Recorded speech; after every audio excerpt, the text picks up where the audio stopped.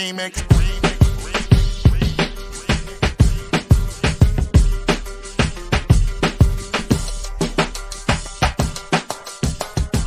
Remix. Remix. Remix.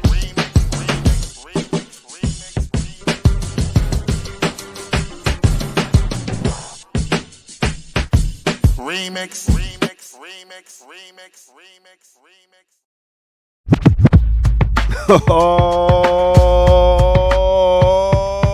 yeah. Welcome out to the Remix Morning Show. In case you didn't know, I go by the name of the Ear Doctor, and yes, we are here to bring you that funky, fresh, boom back breakfast. And yo, you know I can't do it alone. Black Liberation Media's own Dr. Jared Ball and Geechee, Curtis Duncan. What's up, fellas? What's up, world? What's up, remixers? What's happening? What was that? You had some. No, I like the boom bap. You had some like Michael Jackson-esque thing playing in the warm up. Oh yeah, cause I knew it was gonna be boom bap, so I had to bring up. Come out, Cake Frank. True, always that with the boom bap. Yeah, exactly. That was the golden era of hip hop, the only era of hip hop. You know what I'm saying? Kumar, was that an Angela Rye bar just now? Always that with boom bap? Yo, Angela. Yeah, you don't even want to. I don't even know. No, we're gonna play it. We're gonna. I think we should play it. And I just feel like, well, I mean, if I gotta suffer, I don't know why everybody else don't have to. I think Air Doctor has to judge those bars since he's the music. I'm just glad I wasn't Jadakiss that had to be there watching it the whole time and being like, yeah. That's But he dope. was proud of it. He seemed like he and then Rhapsody. Rhapsody's back there. I told you, Rhapsody, and I told you, Ninth Wonder. I told you back in the day, you got to put the politics in the bars. You can't just reference Betty Shabazz and not have any Malcolm politics. And they got at me on Twitter, and then here they come supporting this. I rest my case. I knew you were right whenever the I knew argument. exactly. They can always say, at least he's trying, you know. No, her and Common used to go together. So if Common never broke up with her, then they would have been all right. Common went with everybody, didn't he? Common went with who? Hip hop. With Angela Rye. Angela Rye. Mm-hmm. Yeah. Wow. Yeah, Common's been. Maybe I thought so. Maybe I was wrong. No, you're right. Common's been around the world and yeah. I know. Wow. Okay, I didn't know that. No, the beef. It wasn't a beef. It was that track. This is some years ago when Rhapsody did a track called Betty Shabazz, an ode to Betty Shabazz. It was subtitled, and I listened to it, and there was none of the politics were in it, and so I just said this is a good track, but there's no politics in it, and then she and Ninth Wonder got all upset and defensive and said, you know, even a reference is a good thing. Oh, really? In fact, Ninth Wonder said, yeah, he got specific. I do remember. Do you remember? So Tribe Called Quest had the track subtitled Biko. Mm-hmm. And yeah, Ear Doctor, I'm hearing all that feedback, man. My bad, man. I'm hearing it. I'm just hearing myself. Does anybody else hear it? Am I the only one? No, you sound great to us. No, but him. I hear the feedback coming out of his headset. Nah, you just got them ultra headsets, bro. Oh, that's wild. Okay. Yeah, Curtis, you didn't get the microphone? I did. Can y'all hear me? He just hasn't talked yet. Oh, my bad. You know, you've been dominating the conversation, Kamal, as usual. So that's what I'm here for, though. That's what I'm here for. You know, I didn't want to go against the boss. But Jared, go ahead and finish that statement, because I think that's the typical argument from artists when they say all I have to do is just mention it, and she then had a whole album called Eve that just mentioned different people. Oprah, Serena, her whole album. Her whole album was named after different women. And that's the praised Oprah. I rest my case. So Yeah, you doing it? You can't ode to Betty Shabazz and Oprah. But that was the point. He said back in the day when Tribe Called Quest did the song subtitled Biko, that introduced him to Steve Biko, and he studied Steve Biko. And I said, I won't call you a liar, wasn't my point, but I just don't believe that happens very often. And I don't believe him, by the way. But we all listen to the track, right? According to that book, Biko what's the white boy who wrote Biko book? Donald Woods, Cry Freedom. I mean, he maybe studied that. He probably watched the film. I mean, Denzel. Yeah, they killed Denzel. And it's one thing about learning about somebody. It's another thing about learning the right thing about somebody. You can just say you know somebody's name and then start misapplying shit because you done read bad things in the first place. If you read anything. I would not take no Rhapsody slander on this channel, yo. It's not slander. It was just saying it's if you're going to call it an ode to Betty Shabazz, there should be some Betty-esque politics in there. There was literally nothing about Betty. I think she mentions Malcolm passingly in just to rhyme something, but there's nothing about the politics or the history. It's just she's rhyming and bragging about herself and said this is a tribute to Betty Shabazz. And I'm like, I mentioned her name. I mentioned her name. All right, So that's Betty it. Shabazz give her the tumble from heaven. I don't want that shit. And this is how you tumble down to doing a track with Angela Rye that they were like in the studio like, yeah. So who got the link to it though? We got to play it though. At least they don't got. I can send it to you, but at least they don't have No Name on there. I thought that was No Name at first, but that was Rhapsody. So, you think No Name would go out like that? No, that's what I was worried about. I was like, I know that's not No Name on this, but it was Rhapsody. So, whatever happened to her? I feel like she abandoned us. No, she did abandon us. She promised to do a show, and then she never. She disappeared. She ghosted me. I went to. And then, but she came. I did see that when her last album came out, and I read that very interesting interview she did in one of these big time magazines. And it was she kind of suggested I'm stepping back from politics, and look at Ricky redacting. What did you have to redact, Ricky? She did. She promised to do a show, and then she stopped answering my texts. I mean, that was it. It's not. Y'all was about to mess up her bag, bro. Now Rhapsody also has songs called Nina and she has about Asada. She has some other songs on there. Yeah. And Jada got Y. Rhapsody. Y'all gotta hear her album Eve. It was very good. Very good.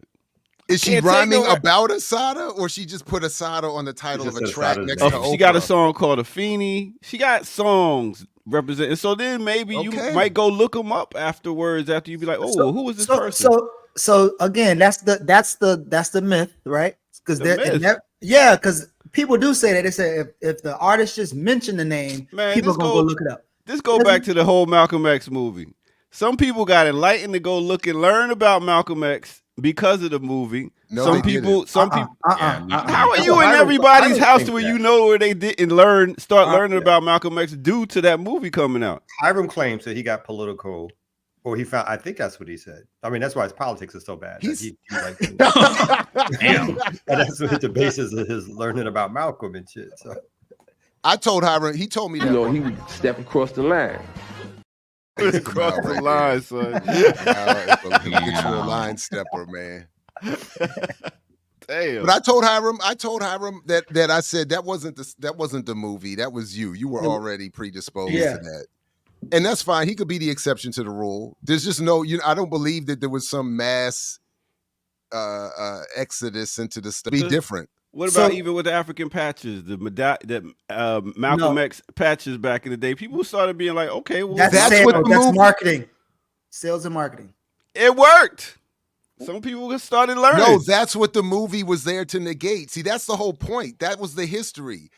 The people had already started to popularize Malcolm again. The people and hip hop, early hip hop included, started to repopularize Malcolm. And then they said, no. We can't. We got to put a lid on that. Get Spike.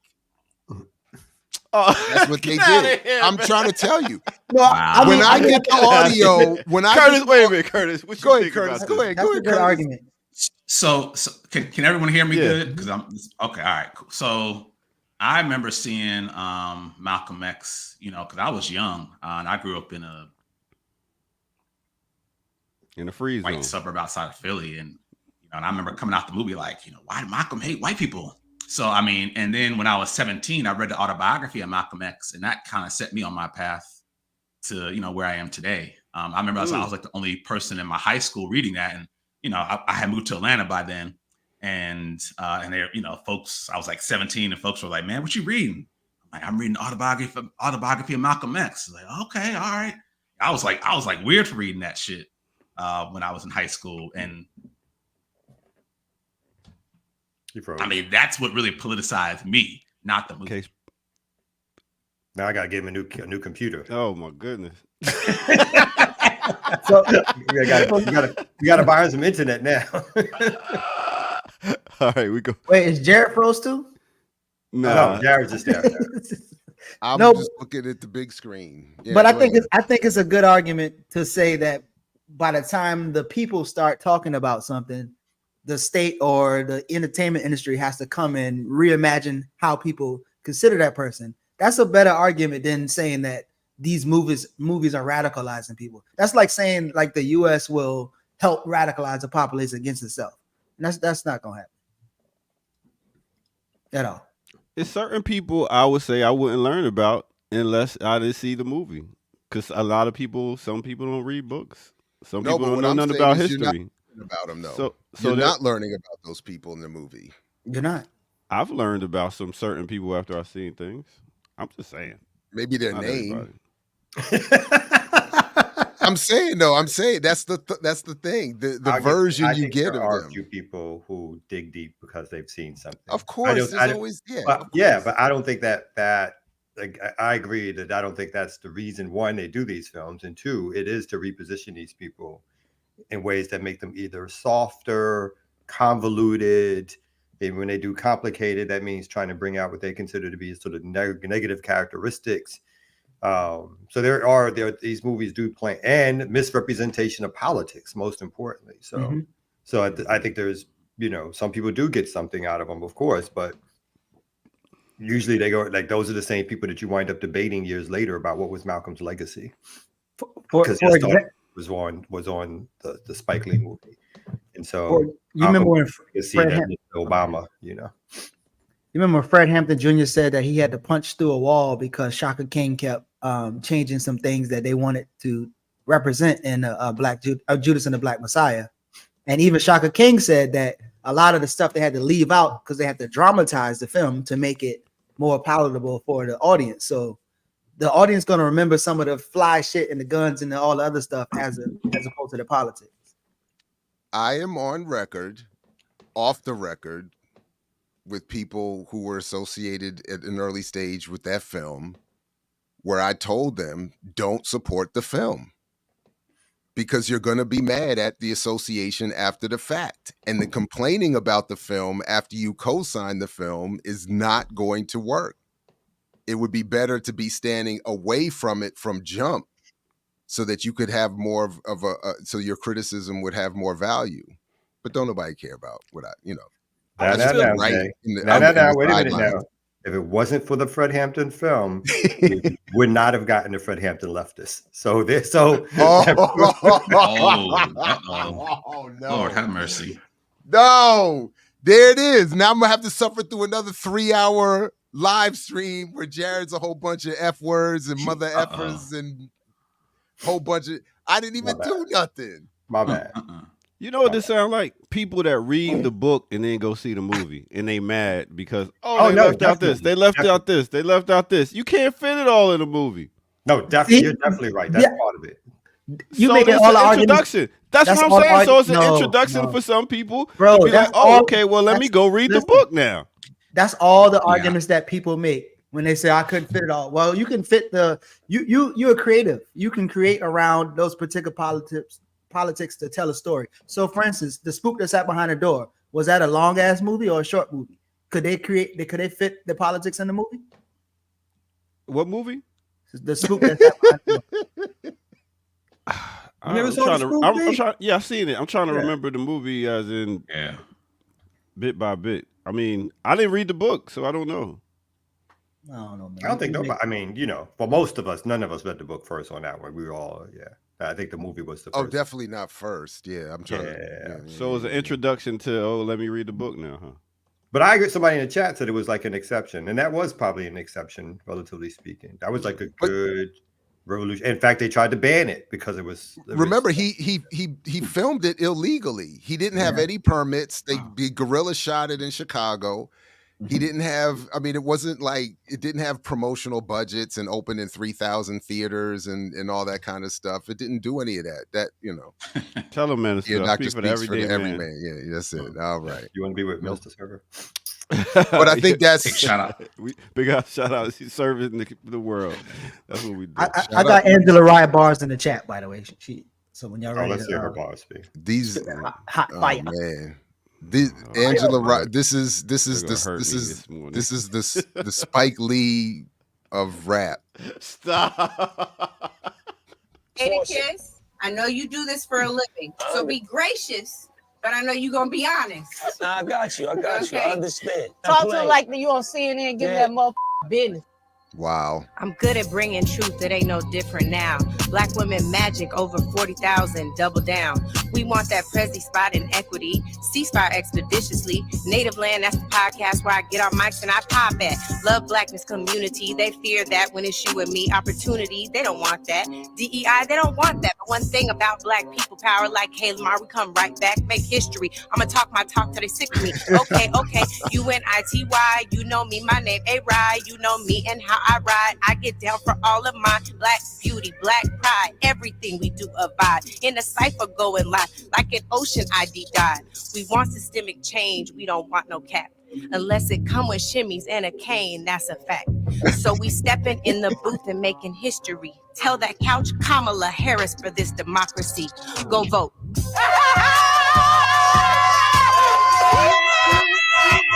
All right, I know what happened. That is He wrote the rhyme. And Rhapsody got. Don't you do that. got Don't the you beat. dare do that. So one of them wrote the rhyme. One of them wrote the rhyme. Y'all know one of them wrote that rhyme. Don't Stop you playing. dare.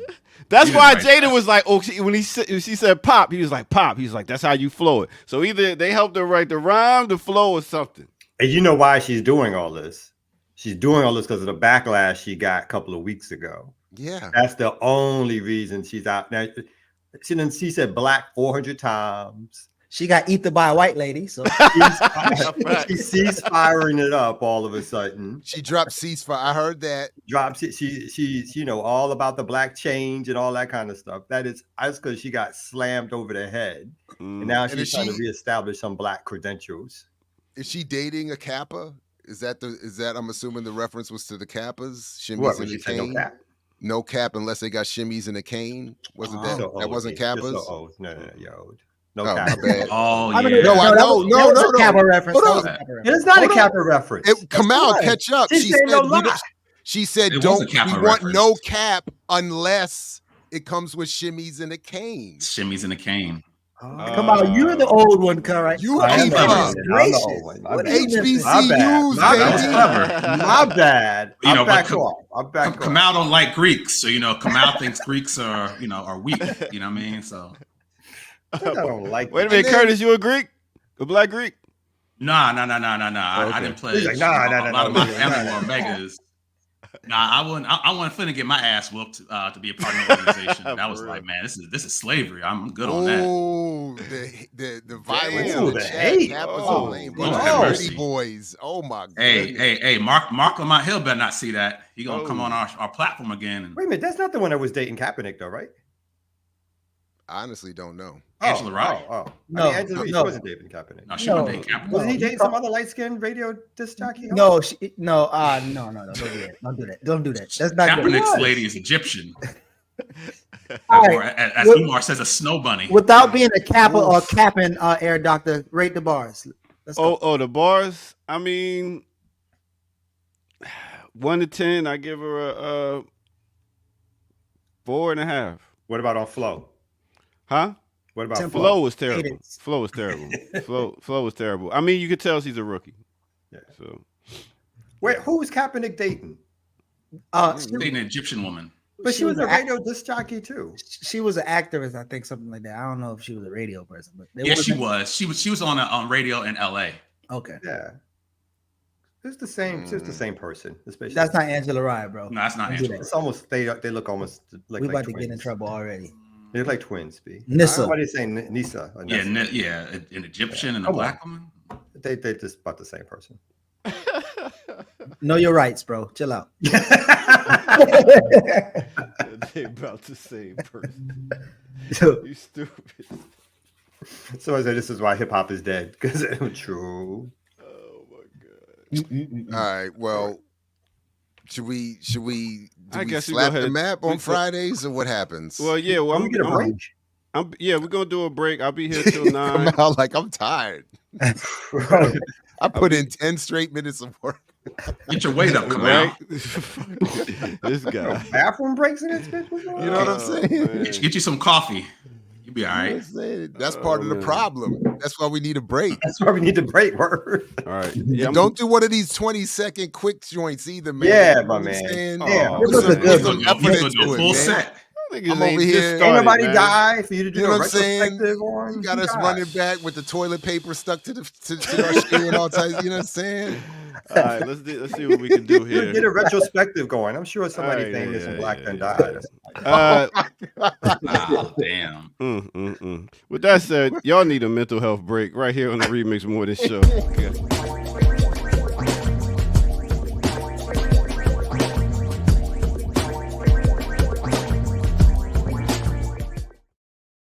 Oh yeah. Let me give y'all a little remix on the Remix Morning Show right here on Black Liberation Media. Let's do it like this.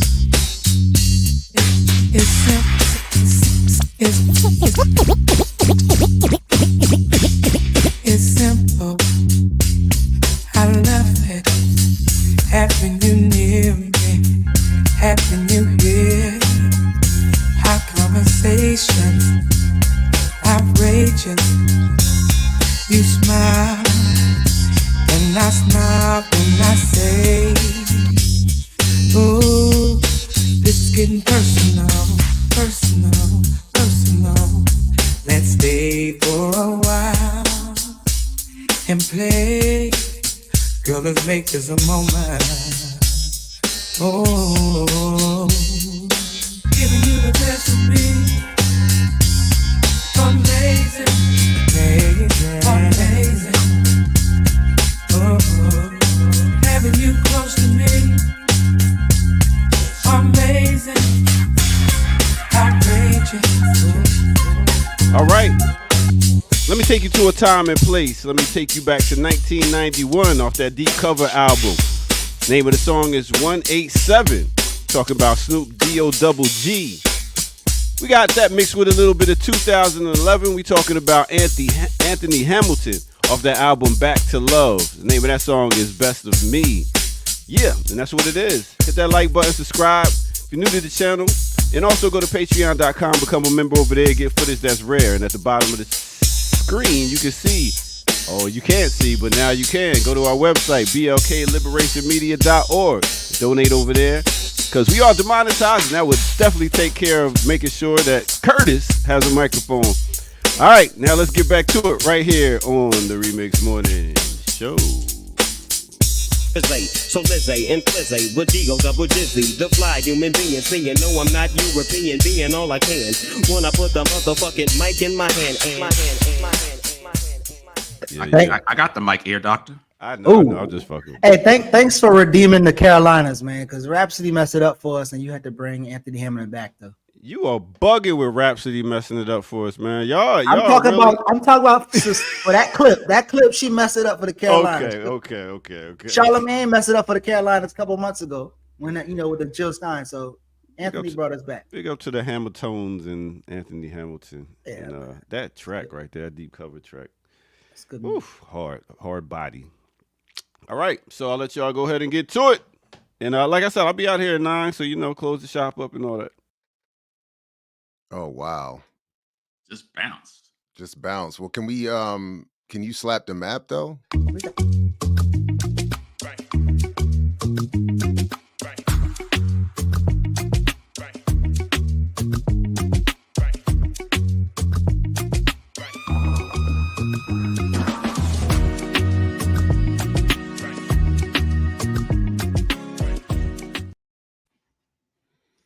All right, welcome back, everybody. Remix Morning Show, Black Liberation Media, Curtis Duncan, Jared Ball, Geechee Y'all, Kamal Franklin, Ear Doctor in the back, Erica Brown, the future Dr. Erica Brown on the run sheet, and the remixers. Please do like, share, subscribe, put this in your socials, tag Black Liberation Media, let us know that you're out there, and support our Patreon, blackliberationmedia.org as well for all the information you need on every show and ways to support as well. All right, where do we want to go, fellas? I will say I am quickly looking up this Eve album, and it's just like a collage of shout outs to like every form of Black woman. Oh, and I just Nina Simone. I'm assuming that's Whoopi. I hope that's not Miss Cleo. That's Cleo from the movie Set It Off. Whoopi, Oprah, Whoopi, Oh, wow. Serena, Tyra, Michelle Obama. Maya. She got D'Angelo on here though. Why is she gonna have Elvana doing Michelle? Come on. Who's Maya? Maya who? Maya Angelou. Okay, yeah, go ahead. No, the Assuming other Maya. Angelou, I the was, other I was Maya. a singer. had a chef The- suit. The vegan Maya. Ibi Taj. I don't know who this is. Who is Ibi Taj? I believe she's a Muslim sister that wins in jousting. I don't know. I'm sorry. How do you know everything? Sojourner Truth, Iman, Sojourner Truth. PJ So, Morton. It's just it's a lot of good references. It's just a lot of different politics Lot of represented there. A lot of names, and Oprah just ruins it. Just ruins. But all right, okay. We're I mean, since we on music, I was gonna try to save the surprise. So Jared went from F the Police to Crank with the Police. Oh, Oh no, Let the I don't know truth why. come out. Why is this Let being the put truth on me come out. again? Is this What your- is did this? the you- truth come out. Geechee, spill the beans. My bad. Listen, so in Kentucky, you still could be arrested for having ice cream in your pocket, right? So you have ice cream in your pocket.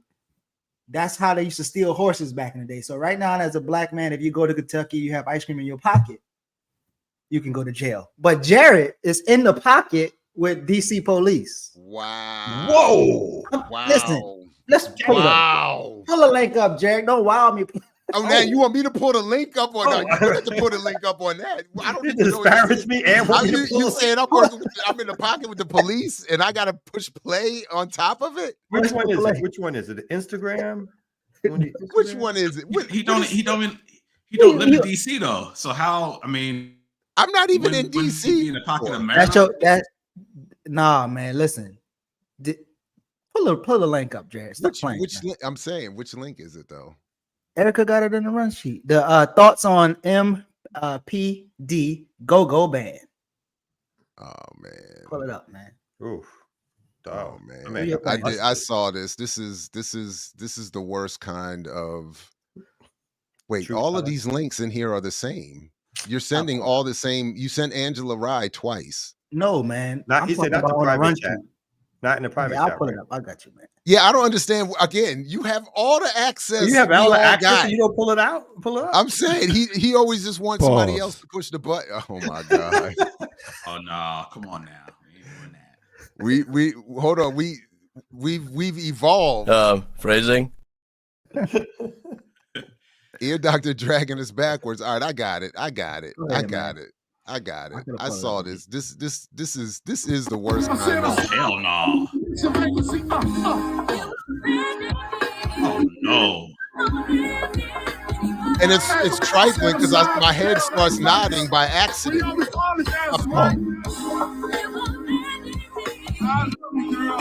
I Like I'm gonna Is throw that up. Jared dancing in the back?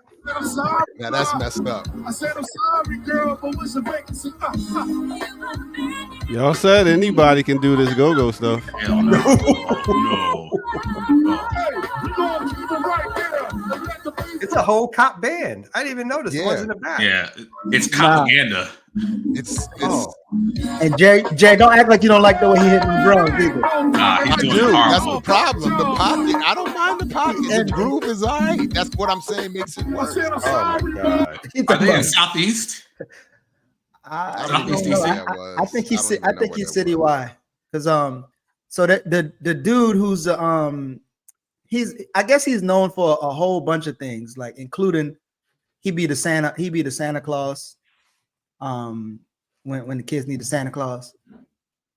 And he's like over the youth division of in DC. So all the type of events he be doing, Santa Claus, he be doing give backs, but they have a band too where they're in the pocket. This him right here in the corner. But then they got a whole bunch of people, and I think this is the sister who was singing. But yeah, Horrible. So basically, it's a propaganda Like outfit. PG County Police. It's a No, propaganda outfit. yeah, they trying to so I mean all of us know that these youth diversion programs and the rebuilding the relationship with the cops they don't work. But in this particular thing, pulling on that go-go, being in the pocket, as Jerry said, even he's nodding his head to that. A lot of those youth diversion programs are allegedly grooming programs where a lot of cops will meet young girls and then traffic them or assault them. So I think Washington Post did an article about that called "Abused by the Badge." So kind of put that in. I'm like, oh, that makes sense. That's the reason why cops are in our schools, so they can. Plus, they be getting intel too, so they be talking to the kids and interrogating them and learning things about their brothers and sisters and dads and stuff. So there's a whole lot of wild shit in there. But I mean, we're in the pocket, so Jared. Nah, No, that was terrible. That's. I'm sorry. Go ahead, Curtis. Go ahead. No, I was saying Go-Go's revolutionary. I want to see Mama's biscuits.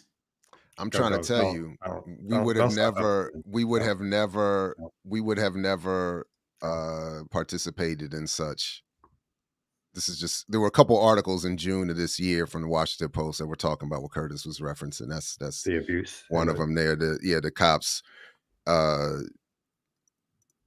Again, like the late John Judge used to say, you can't have organized crime without organized police. So they are there creating as much of the problems as they're there to solve. And yeah, so that's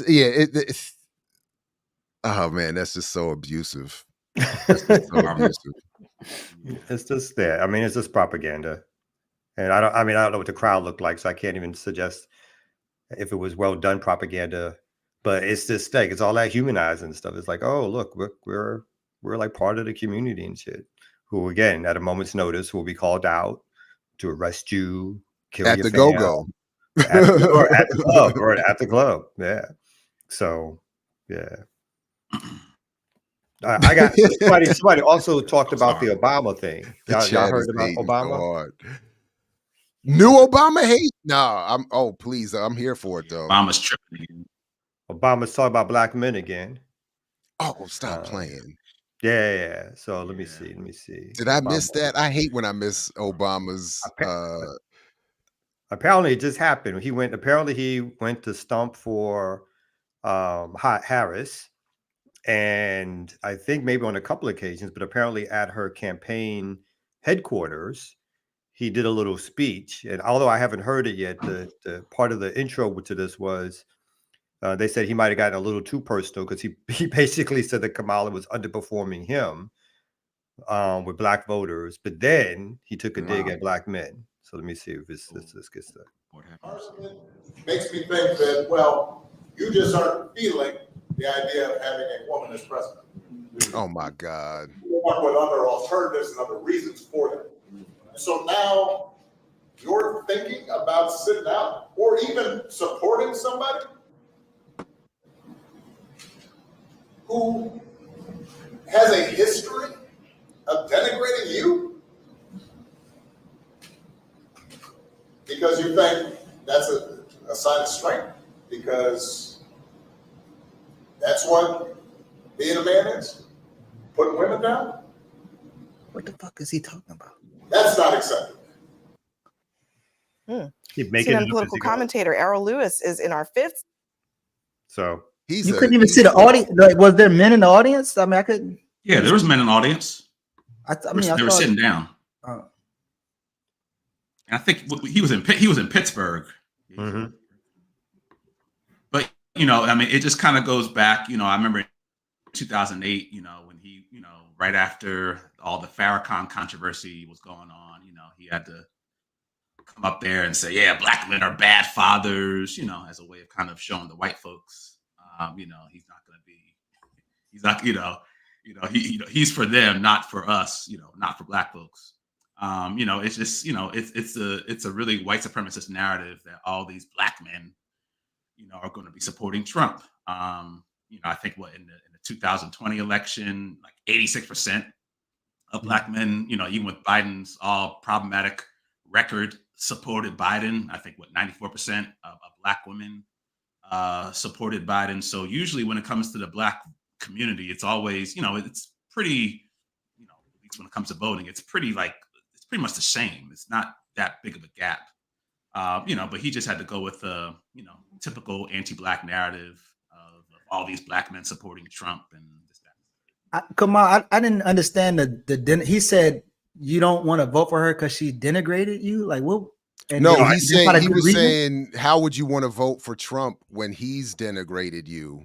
He has the track record of the one you want to vote for is the one has a track record of denigrating you, as if she has not had first of all, she has no track record at all, other than being a top cop in California. So as it relates to black people nationally, she has no track record. Nobody voted for her. And he did the same thing in 2012 when he did less well after the second. He and Michelle did a whole bunch of it's black people's fault. You're not coming out. And then when Hillary lost, they ramped that up even more. Mm-hmm. And we're like, you all didn't support. And now they're coming back to say, oh, because black men hate women so much, they would rather vote for Trump. It's the new narrative. And let me get some other quotes out here. So he also said, my understanding based on reports I'm getting from campaigns and communities is that we have not yet seen the same kind of energy and turnout in all quarters of our neighborhoods and communities, like our neighborhoods. You don't live in black. And as we saw when I was running, he said. And then he says the lack of enthusiasm from Harris, he said, seems to be more pronounced with the brothers. And then he said he chided voters who were voting for Trump or not casting a vote at all. And this is quotes. And if you are thinking about sitting out, he said, part of it makes me think, and I'm speaking to men directly, part of it makes me think that, well, you just aren't feeling the idea of having a woman as president. You're coming up with other alternatives for other reasons for that. And Obama said, women in our lives have been getting our backs this entire time. When we get in trouble and the system isn't working for us, they're the ones out there marching and protesting because, we never do that. And lastly, it says, addressing voters who are on the fence, he said, the decision between Harris and former Trump should be clear. On the one hand, you have somebody who grew up like you, knows you, went to college with you, understands the struggles and pain and joy that comes from those experiences. Adding that Harris, who is Black and Asian American, is focused on policy that will benefit Black communities, such as affordable housing and healthcare. And on the other side, you have someone who has constantly or consistently shown disregard, not just for our communities, but for you as a person. He had to throw the line in there about going to college with you, because other than where else was she? What Black community or Black man's back did she have? I know the contradiction of me being the one saying this and making reference to this point in particular, but I mean, my goodness, this whole thing of, she's had your back. When I guess it had to have been at Howard, because when else would it have been? How long she been married to this? Whatever. I mean, I'm just saying. So like, so they're concocting this whole, but I pulled something up real quick. If we could be fair, we got to be fair to Barry. Remember what Barry had to go through to get there. All right. This is the moment I think Curtis, or one of them that Curtis was talking about. To unexpected developments. On Sunday, the headline in your hometown paper, Chicago Tribune, Louis Farrakhan backs Obama for president at Nation of Islam convention in Chicago. Do you accept the support of Louis Farrakhan? You know, I have been very clear in my denunciation of Minister Farrakhan's anti-Semitic comments. I think they are unacceptable and reprehensible. I did not solicit this support. He expressed pride in an African American who seems to be bringing the country together. I obviously can't censor him, but it is not support that I sought, and we're not doing anything, I assure you, formally or informally with Minister Farrakhan. Do you reject his support? Well, Tim, keep it going, keep it going, keep it going. Yeah, we'll let it go. Say It's to only a somebody minute that he more. can't say that he thinks I'm a good guy. You know, I have been very clear in my denunciations of him and his past statements, and I think that indicates to the American people what my stance is on those comments. The problem some voters may have is, as you know, Reverend Farrakhan called Judaism gutter religion. Tim, I think I am very familiar with his record, as are the American people. That's why I have consistently denounced it. This is not something new. This is something that I live in Chicago. He lives in Chicago. I've been very clear in terms of me believing that what he has said is reprehensible and inappropriate, and I have consistently distancing myself from him. The title of one of your books, Audacity of Hope, you acknowledge you got from a sermon from Reverend Jeremiah Wright, the head of the Trinity United Church. He said that Louis Farrakhan epitomizes greatness. He said that he went to Libya in 1984 with Louis Farrakhan to visit with Muammar Gaddafi. He's like, And that when your political opponents found out about that, quote, your Jewish support would dry up quicker than a snowball in. oh man, so I wanted. Isn't there a part in there too when Hillary tries to jump in? Yeah, that was She what goes I like, thought. I denounce. Yeah, she was like, "But do you denounce?" She makes him come back in at some point. I thought that was in there too. My bad. But yeah, Do but you look, denounce look, Hamas? exactly. Look what Barry had to go through to get there. Ease up on Barry. Now $70 million later, and he's still blaming black men. There is an article I posted in the chat that I feel like kind of ties into this. I don't know if we can bring it. It's an archive article. I posted it in the very beginning. I don't know if someone can bring that up. Is it this one? No. No. It's the one before that. It says archive because it was. I think I might have it. Article. I got it. I got it. Yeah. So this was I can't, Kamal, you want to read it or? Oh, it says, is the Trump campaign male-dominated culture losing women votes? The campaign views men as Trump's path to victory, and many staffers talk like it. And this, I don't know why they say that though, because he gets the majority of white women votes all the time. Like when he ran, he got the majority of white women votes on both occasions. And on this third occasion, you know what he's going to get the majority of? White women votes. So these fake narratives that they be putting out here, like just I guess to drum this stuff up, is like, well, you're not actually looking at your own poll results or your own election results. He consistently gets the majority of white women votes, no matter what they say around where white folks are voting in terms of their liberalism and the rest of it. I don't care if it's in the South. I don't care if it's in the East. I don't care if it's in the West. That's what he's getting. But the article was interesting to me because, like, it was basically talking about how, so like, you know, there's like a narrative, and I think the Daily Show did a little funny skit about this last night about how you're not a real man if you want to vote for Kamala. You know, you're a beta male. You know, so like a lot of the talking points you hear, like from figures like Umar Johnson. You know, I'm a real. You know, we're my strong African alpha males. You know, so there's like a lot of this kind of manosphere type rhetoric that he's kind of running with, which I found interesting because for me, you know, like Obama mentioned this, you know, but I mean, I feel like the Republicans are kind of tapping into that of like appealing to masculinity, which, you know, for some black men, that resonates with them, you know, of, you know, I'm gonna, you know, I don't want to support, you know, I'm not a cuck, you know, cuck is a word, I guess, for a man who like watches his wife get, you know, watches another man have sex with his wife. So they're using like a lot of this kind of like really toxic to me manosphere type language to appeal to white men primarily. But because a lot of black men, kind of get into all that manosphere bullshit, it resonates with some brothers. So I just found it interesting that, that language is being used. Because Tariq, Umar, a lot of these brothers out here, they're using all this alpha male, beta male, and it's like a lot of strong homophobia. So I don't know. I mean, I feel like Republicans have really kind of tapped into something with that. I'm not clear to what extent that is working within the black community or among black male voters. So I admit that out the gate. I'm not up on any of the details on that. But I am still confident in saying that for whatever the failures are among certain segments of black men falling into the manosphere, the reason anybody would not, black or otherwise, would not be voting or excited to vote for Kamala has more to do with the party and their politics and what has not been done. So I do admit a discomfort at the idea that the Democrats are worthy of support, and it's retrograde manhood and toxic masculinity that's holding black people back.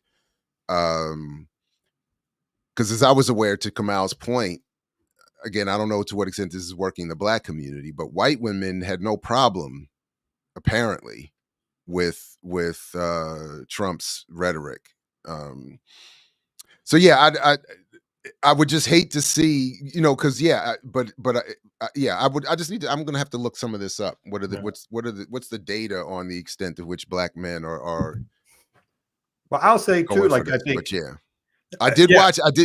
Tyson, the last episode of Cam and Mace that I've watched, because I basically, I guess I've gone on a little boycott, was when they all three sat there with Cam, Mace, and Tyson talking about how they're all voting for Trump. Ooh. Yeah. I did say, I was like, all right, now I think. No, I think there probably is somewhat of a little drop off. Yeah. But when you look at these polls consistently, or you look at the election results consistently, and it's going to be true this time too, the top Democratic support comes from black women. That's undoubtedly true. Absolutely. But you know who number two is? Black men. Mm-hmm. So for all the focus to be on black men, for these politicians, and again, I think the media likes this and eats this up anyway because it shows some separation or whatever. But I bet you, if you look for these articles, there's more articles from corporate media on black men supporting Trump or black men dropping off and all the rest of it. Then there are all together articles about white people in the majority voting for Trump.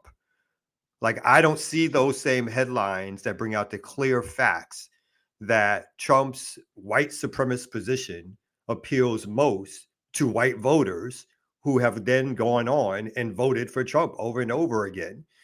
Just as they've historically now, since the 60s, voted for Republicans because they're the harder white supremacist party. Not that they're the exclusive white supremacist party, but they are the more overt white supremacist party. And white folks are basically like, in general, why would I vote for white supremacy light when I clearly have some hard-hitting white supremacy right here for me? So even when Democrats have won, you have David Duke. Yeah, exactly. So even when Democrats have won, I think the last time a white Democrat or a Democrat got the majority of the white vote was Clinton. And that was an anomaly. Other than that, no matter who's won the White House, the majority of white folks since the 1960s have always voted Republican. In fact, they voted hard white supremacy because that's their preference. Yeah, I think Gerald Horne, when he always does interviews. We talks about class collaboration, and I guess in reference to the white working class, and he was like, yeah, like 1992, David Duke got like I think like almost like a third of the Euro-American vote, across all class lines. I'm like, so when stuff like that, I'm like, damn, David Duke. I remember. Was it just a third? I thought he got more than that. No, he might have gotten like close to 50%, but he, but his point is that like white people, they're very much race first, when it comes to They're not into all this class first stuff, and they vote for white supremacy. I think was his overall point. Yeah. Well. All right, fellas. So we got in fact, well, speaking of black men resisting white supremacy, I'll leave it that way. I got stuck there. Shout out to Trenton, New Jersey in the building. Y'all know what it is. Don't do that. What? Don't hate on Trenton, Brooklyn. That's Don't do right. that. That's right. Don't Hey, yo, hate. let me show y'all what's going on. My friend did a video. Show y'all what's going on in the dating world when it comes to voting. Oh God, I'm scared.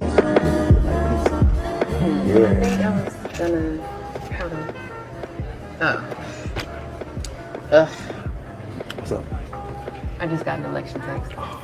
I'm just ready for this to be over with, you know? Yo, I feel you 100%. Like they are relentless. Yeah. They keep every day. Can I tell you something, to be honest? What's up? I don't even vote. I never really saw the point, you know what I'm saying? You know, I think we should be good. We're not. You know what? You can call me when you're registered to vote. Where you going? To vote early. Oh, bro, you better go register. He tripping. I admit, it's like back in the day, I might have had to go register. Right, immediately. Right, like, immediately. Hold up, my bad. I take it back. Let's go to the polling place together. Hold up. I was just joking around. I was just seeing you voted. I was just testing you. Word. Now that I see you doing it, I'm all good. What? That was the dude in BMF. He was the dude that played the little Atlanta gangster in BMF. Yeah. I didn't know. What I was going to say was I thought I would like to see more of both of them. I thought that was I thought they. I was well done propaganda. Yeah. Well, yeah. I thought it was good. I mean, they clearly have some talent. Yeah, but he's tripping. No, he's a good actor. He's a really good actor. Because it seemed like he stayed in the booth. It did not seem like he was getting up. Like I don't see he put up no effort, bro. My man. That's the dating world right now. Do not mention politics, and you might be all right, fellas. That's not what I took. Reality, I don't think it really happens. No, that's not what I took. I mean, I took from it. You got to have your politics together. I mean, go ahead, Air Doc. I was just saying it. I took it as he should. First of all, shut the fuck up and not be like, can I tell you something? Yeah, nah. And then he needs a quicker comeback because that's as good as he ever gonna get. He definitely needs to be like, yo, girl, I was just joking. Immediately. He seemed like he was good with the result. Like that's like my guy, fix that. Right away. Immediately. She ain't gotta see you go to the booth. What's wrong with you? I will fix this. So to me, like I felt like again, it was kind of like stereotyping black men that we don't participate. You know what I mean? Yes, there are some brothers who, for valid reasons, don't vote. You know what I mean? But I could have made that. A lot of time. Huh? That was Kamal back in the day. I said I could have made that. I mean, a lot of times, a lot of. That was Kamal and Get's first date, except it ended with Kamal saying, "No, I will fix this." But I think Kamal was voting. You know what I'm saying? Yeah, I think Kamal was the one voting, and then Get wasn't. Kamal voting. ain't got no game. You know what I mean? So he would have said You vote? Oh no, man, I'm ready for revolution. I ain't for vote. Listen, listen, Get said you already had a strike because you're light skinned, but now you vote. That was true. Game. That was true. There was a strike one. See? Well, that's what it is. I guess we go ahead and take a quick break. I just wanted to bring that up real quick, and that's how it is outside, y'all. All right, we take a quick break, and we'll come right back here to no other than the Remix Morning Show. Let's go.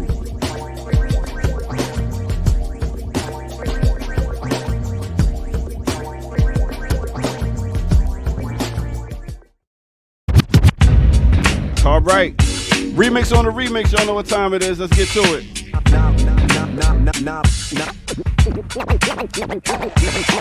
Knowledge will begin until I finish this song, cause the rhyme gets rougher as the rhyme goes on. You sweat as you step, about to get hype. Or should you just listen to the man on the mic? You're physically in this with me, but how could you tell if it's meant to be hip-hop if you're not mentally as well? Ready to absorb the rhyme that I just poured into the mic, so unite and this won't be so bored. If you just keep kicking, listen to the mix and think you'll sink into the rhyme like quicksand. Holes and controls you till I leave. You fall deeper in the style. It's hard to breathe. The only time I stop is when somebody drop and then bring them to the front, cause my rhyme the oxygen. Then wave your hand when you're ready, I'll send you into your favorite dance, but let the rhyme protect you. And so on, and I'ma go on simultaneously, even if I stop. The rhyme remains to be rising to the top, and I came to drop it, catch it and quiz it. It's my topic, do the topic, do the topic. Woo! Let me take you back to a time. We're talking about 1987 off that Paid in Full album. We're talking about R&B and Rakim. The name of that song is As the Rhyme Goes On. Mixed with a little bit of 1994. We're talking about Shy with that Jay-Z remix, I Don't Want to Be Alone. Yo, hit that like button, subscribe if you're new to the channel, go to patreon.com, become a member over there, get footage that's rare. Also go to the bottom of the screen, go check it out, blkliberationmedia.org. Yes, you can donate. And we will very much appreciate what you can do. Thank you. Now, let's get back to the crew.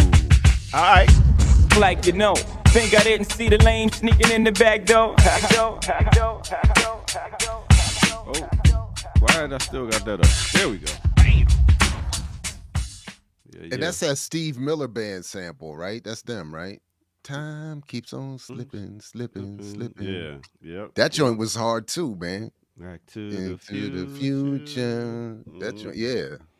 All right, I like that. Well done. Oh, ain't nothing like Rakim, man. His voice is is golden. It's few people you could say ushered in a whole era of something, and now that's flow. Rakim. Yeah, that flow is God, ridiculous. God. Wow, even Kamal's not hating. No, it's Rakim, B. Never that. Wow. At one point, he was like definitely the number one. Up until Biggie came along, he was definitely number one of all time. Y'all all right? You just went past. You went past Big Daddy Kane, Cool G Rap. Continue. Go ahead. But did you all know? I never knew until the last few years how deep the beef was between Rakim and Big Daddy Kane. That a lot of their tracks were them talking about each other, and I didn't know that until very recently. I just thought that was interesting. All right. Shout out to. I think Rakim said everybody stole the style. Basically, he was mad at everybody for stealing the style. I mean, he was. I keep hearing all of his beefs and stuff. And again, where do you hear this in the street? What's that supposed to mean? Like I can't hear about beefs? I can't hear about beefs. I read. I read papers. It's in the papers sometimes. Now I know you. He had a beef with Will Smith. Like what's that? That's because in the summertime he thought Will Smith told him he jacked his flow. So he's like, yeah, I jacked your flow on that song, and that's about it. But other than that, I'm like, come on, ain't nobody mad. Rakim know what he did. He was originator, and originators usually have people that want to copy. You remember when DOS Effects came out and everybody was trying to be like, yeah, and that's stickety. Yeah. So that sucked. But it's not the same phenomenon. Rakim was a generational phenomenon. That was like a gimmick. All right. Well, listen, before you're not saying DOS Effects was a gimmick. Oh, DOS Effects compared to what Rakim contributed to hip hop. Yeah, it was a gimmick. It was a gimmick. Yeah, it was a gimmick. It was. Nah. I wouldn't give it. It's a style. That's had lyrics. Style. That's what I'm saying. They were nice. You can't. It was nice. Yeah. But I felt there was a comparison being made to like what Rakim brought to hip hop. No.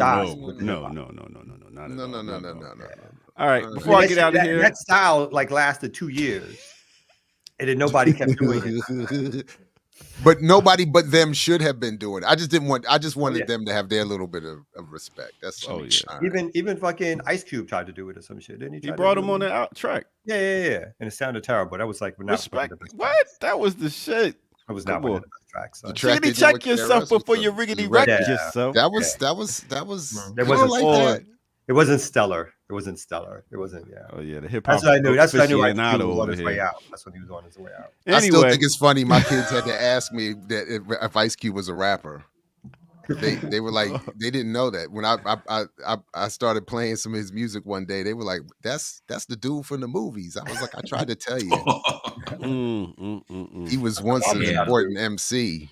Yeah. I tried to tell you. All right, make sure y'all tune in Sundays. I'll be here at 8 p.m. again. Hey, you leaving again? I told you that already. And thanks y'all for tuning in yesterday to Classical Breakdown as we broke down. Where are you going? Patrice Rushen. Huh? Where are you Got going? shit to do. Listen, I don't do full days on Fridays. So I don't know if you understood that. I did not understand that. I wasn't in the contract. I know you don't do full days on Fridays. Y'all don't know how to stop at 10, so I don't do full days. So you stop at 9? Why would you stop at 10? No. I What got you other gonna shit to do? do. Listen, Like man. what? Listen, y'all got me 4 days a week already. Come on. Stop playing. Apparently it's 3.5. Now it's so many. It's enough of y'all on screen where y'all don't need an extra break. Y'all know how to shut it down. Bam. We don't know how to mix the records though.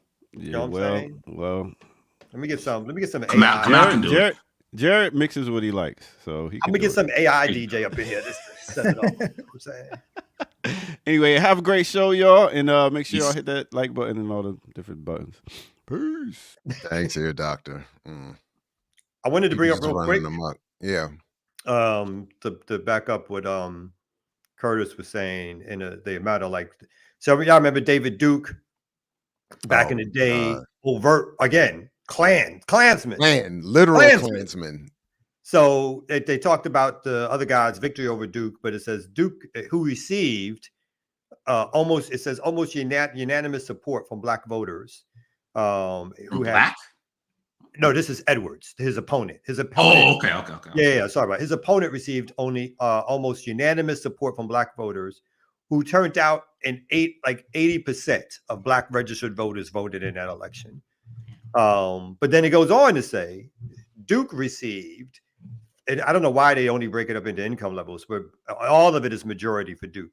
56% of the white vote for family incomes under 15,000, the poor whites. 63% of income, 63% of those with incomes between 15,000 and 29,000, more poor whites. The 60% of the income between the 30,000 and 49,000. That's not even middle class, I don't think. They like to lie to you and say 30,000 is middle class, but that's not middle class. But that is the majority of how much money people make in the whole country. So 51% of white voters whose family incomes were between 50,000 and 74,000. And then 66% of the whites whose incomes were above this was a 75,000 above who voted for Edwards or whatever like that. But out of all of that, the majority of whites are going to be between the two lowest spheres or whatever like that. So he won the majority of the white vote. There you go. Yeah, that was a time when you can say black folks saved white people's democracy. Because black folks did not want to catch hell under a Klansman. So, Trump is the Once new again, Klansman. black people to the rescue. I mean, But Trump, he's, I found it interesting. He was talking about, he started getting into the race science, was talking about migrants have bad genes, which wasn't surprising because, Trump, he loves Hitler. He has affinity for Hitler, and he also has affinity for Henry Ford. Allegedly. Who actually started the eugenics movement. What? Trump, Henry Ford, allegedly? No, allegedly is for the Hitler one. I just want to be careful. So Trump allegedly likes Henry Ford, the known, one of the founders of the eugenics movement that brought it over to Nazi Germany. So Trump is kind of, he's going full like white nationalist. His campaign, But I was like, man, he's going back to eugenics, not between, him saying, if I lose the election, it'll be because of the Jews. I'm like, Lord. Yeah, he'll say anything. Hey, that's a good default. I mean, it's a working default that gets people out of a lot of things. And if my atheist and debates channels are at all accurate, or reflective, there is a backward slide, even from where this country begins, in terms of its relationship to science, conspiracy, and so on. So it does fit for me in this sense that there would be, a sort of resurgence of that kind of thinking. Because there's so much. I've even seen an interesting breakdown of these Weinstein brothers who go speak, who go on Rogan all the time and have this really interesting sideways white supremacist relationship to science, but they give some legitimacy to the lay person's condemnation of all science. Because their argument is we've been removed because we're asking the tough questions about the scientific cabal and we're mathematicians, or they have some sort of pedigree apparently in some of these sciences. And one of them was giving cover to Terrence Howard, interestingly enough, talking about backward slides intellectually. But my point is that they do seem to be making some room with Joe Rogan helping pave the way. To create space for, so if Trump or whoever comes in and starts talking eugenics style stuff, people be like, yeah. And especially after the whole pandemic thing, I mean, everybody's ready for we've even debated it around here once or twice. A lot of people are ready for, I'm just condemning all of it. And everybody's been lying. So if even including the people who've been telling me black people are equal human beings, they lying too. So there's I think Jared saw this clip, and I know Erica had it in a run sheet to talk about the hurricanes, but there's a clip where the Breakfast Club has been on. They had a call with somebody in Tampa, and they was kind of talking about both candidates. I'm gonna play that real quick if y'all didn't see it.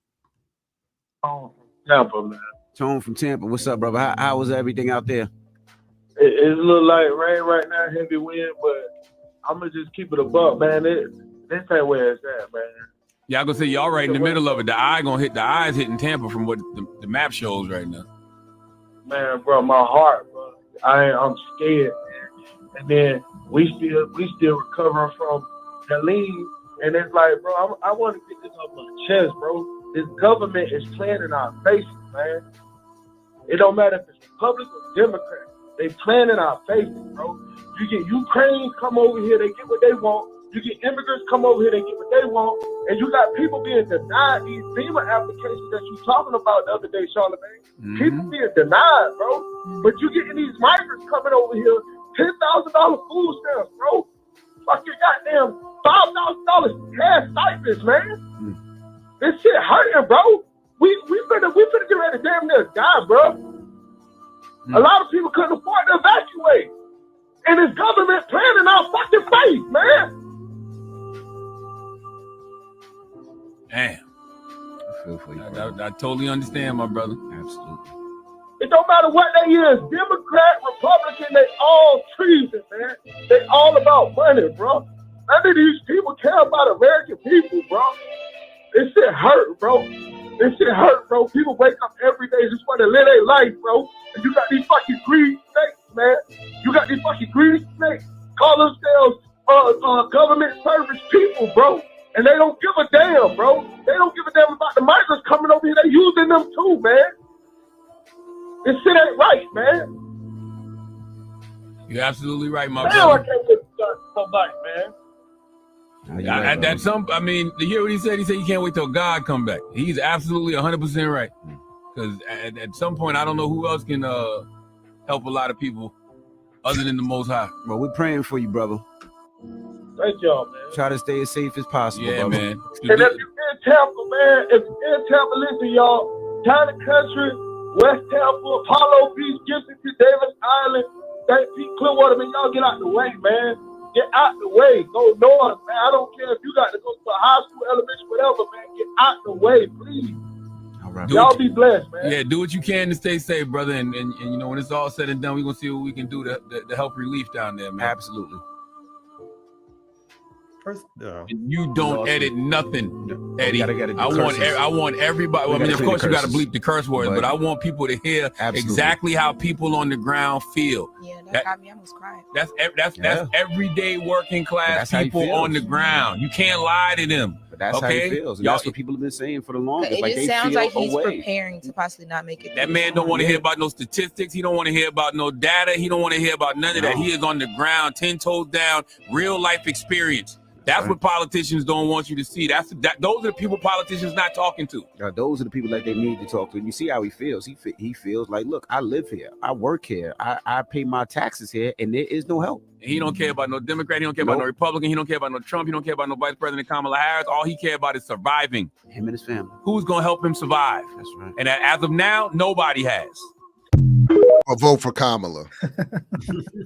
And don't you dare talk to them Greens. Wait for God. No, wait for God. You can't do anything now, but wait. I mean, what? You're right. Wow. So both Republicans and Democrats are against us. What could we possibly do? We could, can't organize. No, why do that? Let's just wait for God to solve the problem. But all the policies that that the Greens and even PSL was saying, oh, that's a wish list. That's a wish list. We don't want the wish list. You got to be realistic. And then when you be realistic, no, you got to wait for God for the wish list again. So. And I wish data matters, and first of all, I wish the government was giving $10,000 checks to migrants, because I would be a fucking migrant tomorrow and go get my hell yeah. I'd be calling. Stop acting. Yeah, and niggas stop acting. People. If you thought the government was giving 10 G's out, you also will be getting 10 G's. But it's a fucking lie. No one's getting no 10 G's a week, a month, or whatever. And more importantly, though, why is that what you're looking at? All the again, like as we've talked about, any sound analysis. Billions and billions of dollars going to Israel to perpetrate a genocide. That's not your focus, but you've been hyped up on the propaganda. It's that the is Ukrainians. It's the immigrants, the Mexicans, the Afghanis, the immigrants. He sound honestly. I mean, the brother sound like one of them ADOS folks. Yeah. I understand why he's mad. And Americans, yeah. I understand why he's Yeah, mad, you know, but he- still, if you can be mad, but you got to correct that. Yeah, he sound like one of them ADOS folks. They giving all this money to migrants, and FEMA's not giving money. I mean, of course, FEMA has not been given as much money as they should. But that's been one of the Trump talking points. Is that FEMA's just denying people money.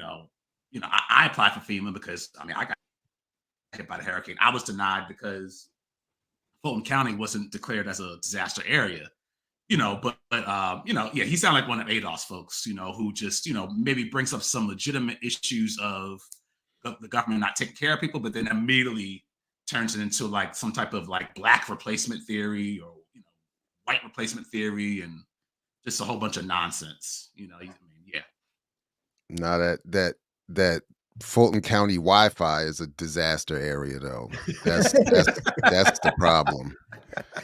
See? But to your point, like they're sitting in a studio, well paid, trying to play the affinity role with the lower class. You're supposed to use your privilege to give data, give analysis, demand resource, clarity. That's supposed to be the point. Yes, listen to him. Let him get all of it off his chest. Don't edit nothing. I'm with all of that. But at some point, you got to step in and be like, okay, we love and appreciate you, but the problem you're having is not the Ukrainians. It's not the whatever. It's all of this, and then go into it's the money going to Israel. It's the money going. It's the 800 people worth $6 trillion. It's all of that. $20 trillion GDP is going somewhere, motherfucker. Every year. Stop talking about. The dude said he was scared and he was going to die and all this other stuff. And he said, well, when it's all said and done, we going to help out. Right. When it's all said and done, if you make it, because then his colleague, what's her name, was saying he doesn't sound like he think he's going to make it. Yeah. Well, if he does, holler. And we'll pay for the funeral. We'll pay for the funeral. Now, what I'm also getting in this moment, this is good. I meant to bring this up earlier, but what I'm also getting in this moment, for those of us of a certain age, would be at this point Katrina. My thing was, at the time, I was like, we supposed to be like, that was supposed to have been it for my lifetime. That was supposed to have been it. Like, vividly, I remember feeling like open rebellion should just be on the horizon at this point. Like, this is crazy. And then the reports were coming with which is of course irresponsible and illogical thinking. But it was the reports coming of the people being the black people being sniped by white vigilantes trying to cross bridges or get to safety. No, that was true. Oh, I know it was true. I mean, I'm saying the reports were coming out, and people were the response was still insufficient. And then in the aftermath, the suppressive element to get us right back into form, more or less, to flatten that out, erase all of that, disappear the people. All the reports. What was the congressman? What was the congressman that said Mother Nature has done, or God has done for us what public policy has not been we had not been able to do through public policy, and getting rid of these poor black folks out of New Orleans, so we could turn New Orleans into Disneyland of the South or something like that was the language being used. It's like I think Neil Bortz, who was Killer Mike's friend, said something like that. Oh, interesting. Interesting. I mean, no, I'm just saying. I mean, they're friends. I mean, the friends group. You can go on Twitter and like he says, "Oh yeah, this is my friend Killer Mike," and yeah.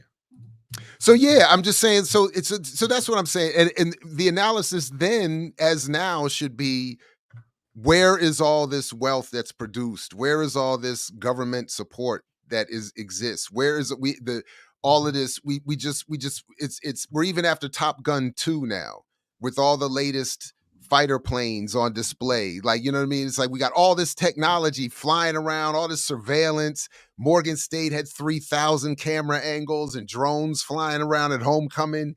How the hell do we have not the capability in this society? But no, and then and yet we're still being we're as we heard in the call, brought back right into even using the we, that we're we. Mm-hmm. Anyway, it's just bizarre. And then the last thing for me then is baked into the cake of all those statements is, again, these hurricanes are part of a natural phenomenon, but the way the power of them at this particular stage are not, right? The power of them is because of climate change. It is because the taking apart of the marshes and all the things that naturally stop hurricanes from gaining strength when they come on land. All of this stuff for development has taken place, and those are so-called man-made, human-made issues and problems, which also can get resolved by the government, as opposed to spending billions and billions of dollars on wars in Ukraine and wars in Gaza or on Gaza. And so, yeah, I agree. Like, let the brother talk. Brother's feel it. He's in his pain. He's feeling it.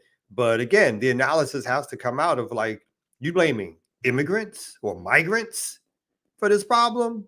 I mean, you was on point when you were blaming both Republicans and Democrats. You could just stop there.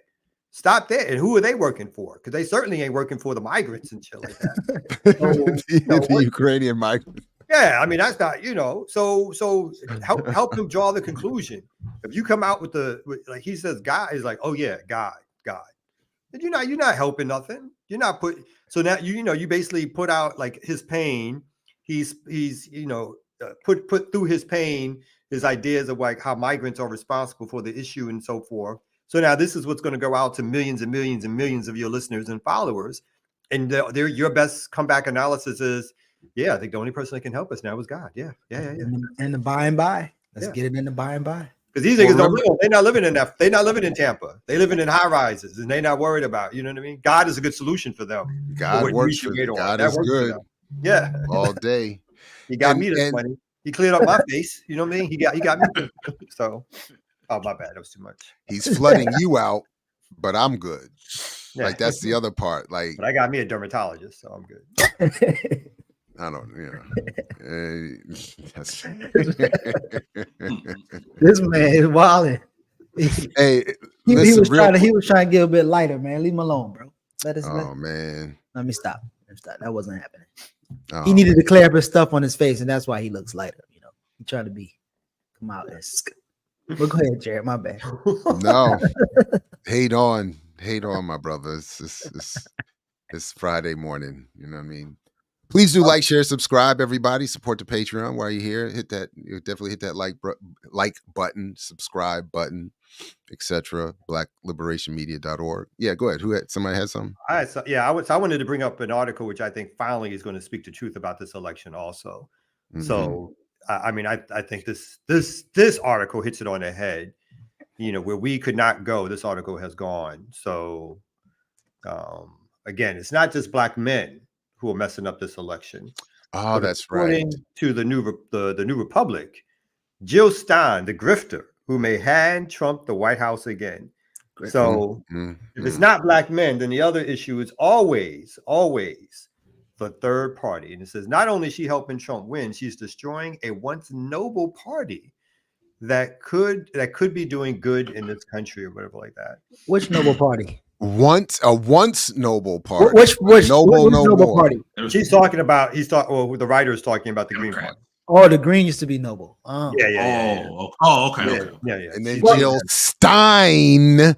Curtis don't like Jill Stein either, do you, Curtis? Don't you have? No. I mean, she is a grifter, but we'll talk about that. No, let's talk about it now. I know, right? This is the perfect time to talk about it. Let me get through a couple of lines. Yeah. Let's hear the white version of the grift, and then we'll let Curtis do the black version of the do the black version. We're ecumenical in our grift hate. It's gonna be good. It's gonna be good. So this is an editorial type article. So it says Jill Stein doesn't give, as the old saying goes, a flying fuck about democracy. Instead, she's about how famous she can become and how much money she can grift off her repeated presidential campaigns. It's a dangerous game she's playing, basically. Fresh off her 2016 political quacksalvery, in which she handed that year's election to Donald Trump. Oh, he's blaming her for Donald Trump getting elected. This professional grifter who has been doing real damage to the Green Party for over a decade is trying to get Trump back into the White House. This says, as her Wisconsin campaign manager, Pete Carras, told Politico, we need to teach Democrats a lesson. Arguably, Democrats have learned that lesson. In 2016, Hillary Clinton lost Wisconsin to Trump by 22,000 votes, basically. Stein carried 31,000. In Michigan, the storyline was similar. Clinton lost Trump to 10,000 votes, while Stein carried 51,000. Good for her. Ditto for Pennsylvania. I didn't know she got this much votes. Stein carried 49,000. Had Clinton carried those three states, she would have become president. Then she should have won the fucking votes. Those slim margins can be a distant memory. However, given how hard Stein is pounding in Wisconsin, Michigan, Pennsylvania Democrats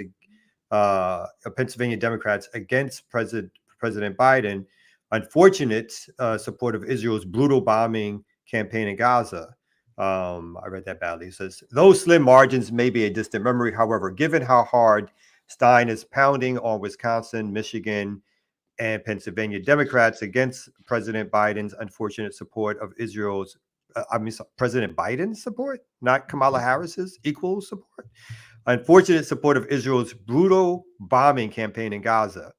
As Newsweek reported last week, and I'll stop after this or whatever, in Michigan, a battleground state where the Greens are campaigning hard and which have had a large Arab American community, 40% of Muslims voters back Stein versus just 12% for Harris and 18% for Trump. Michigan has more than 200,000 Muslim voters and 300,000 with Middle East or North African ancestry. Biden won there in 2020 by 154,000, while Trump carries the state with a victory margin of just 10,700. So I'll stop there and find some other stuff around how far she's drifted. So let's do this too. So I think the 401k punch was it missed. It wasn't a good punch, and that was the defining moment of a grifter that I see online. So what do you mean by she's a grifter? I guess from Curtis's standpoint. So back in 2016, I think she had this campaign where she was supposedly raising money to like recount the vote. And she raised all this money. I I don't remember the exact details, but it was a campaign to, I guess, do a vote recount. She raised a whole bunch of money, and then it was discovered by the FEC, the FEC, that basically she didn't use the money for those ends, and she used the money to like pay off some of her colleagues. So when I say grifter, I'm actually referring to like something that she actually did and was found guilty of. But I mean, now, and if you want me to elaborate further, I can. So yeah, do you have the story, or like she paid off the link? Yeah, the maybe. link. I mean, I could put it in the chat. Give me 1 second. But that's your basis for her being. You're saying that she basically raised money and used it for her own purposes. You're not. Are you suggesting that she? Just to make sure I'm clear, are you suggesting that the mere fact that she's running and gaining popularity and or winning votes for the Green Party, and so therefore getting attention, money is coming into the campaign, is that also what makes her a grifter? Or you're saying this one circumstance where you feel like she raised money and then took that money or whatever? So I just want to make clear the basis of your. So overall, I feel like she's a grifter for several reasons. Number one, so that's one of them. Number two, she says that she is like the anti-genocide candidate, or this whole narrative of don't vote for genocide. When if you go on her campaign website, she says she wants peace for Palestine and for Israel, which means that she's a Zionist. It's like she supports the existence of a Jewish state. She just wants the Jewish state to, I guess, be like a multiracial democracy that recognizes Palestinian humanity, whatever that means. So it's kind of like she's on like some liberal Zionism. So that's so when she said she's anti-genocide, I'm like, okay, well, if you support settler colonialism in Israel, then you're pro-genocide. Not only that, but she's taking support from Republicans, and she's been very open about that. So in a sense, she's playing spoiler.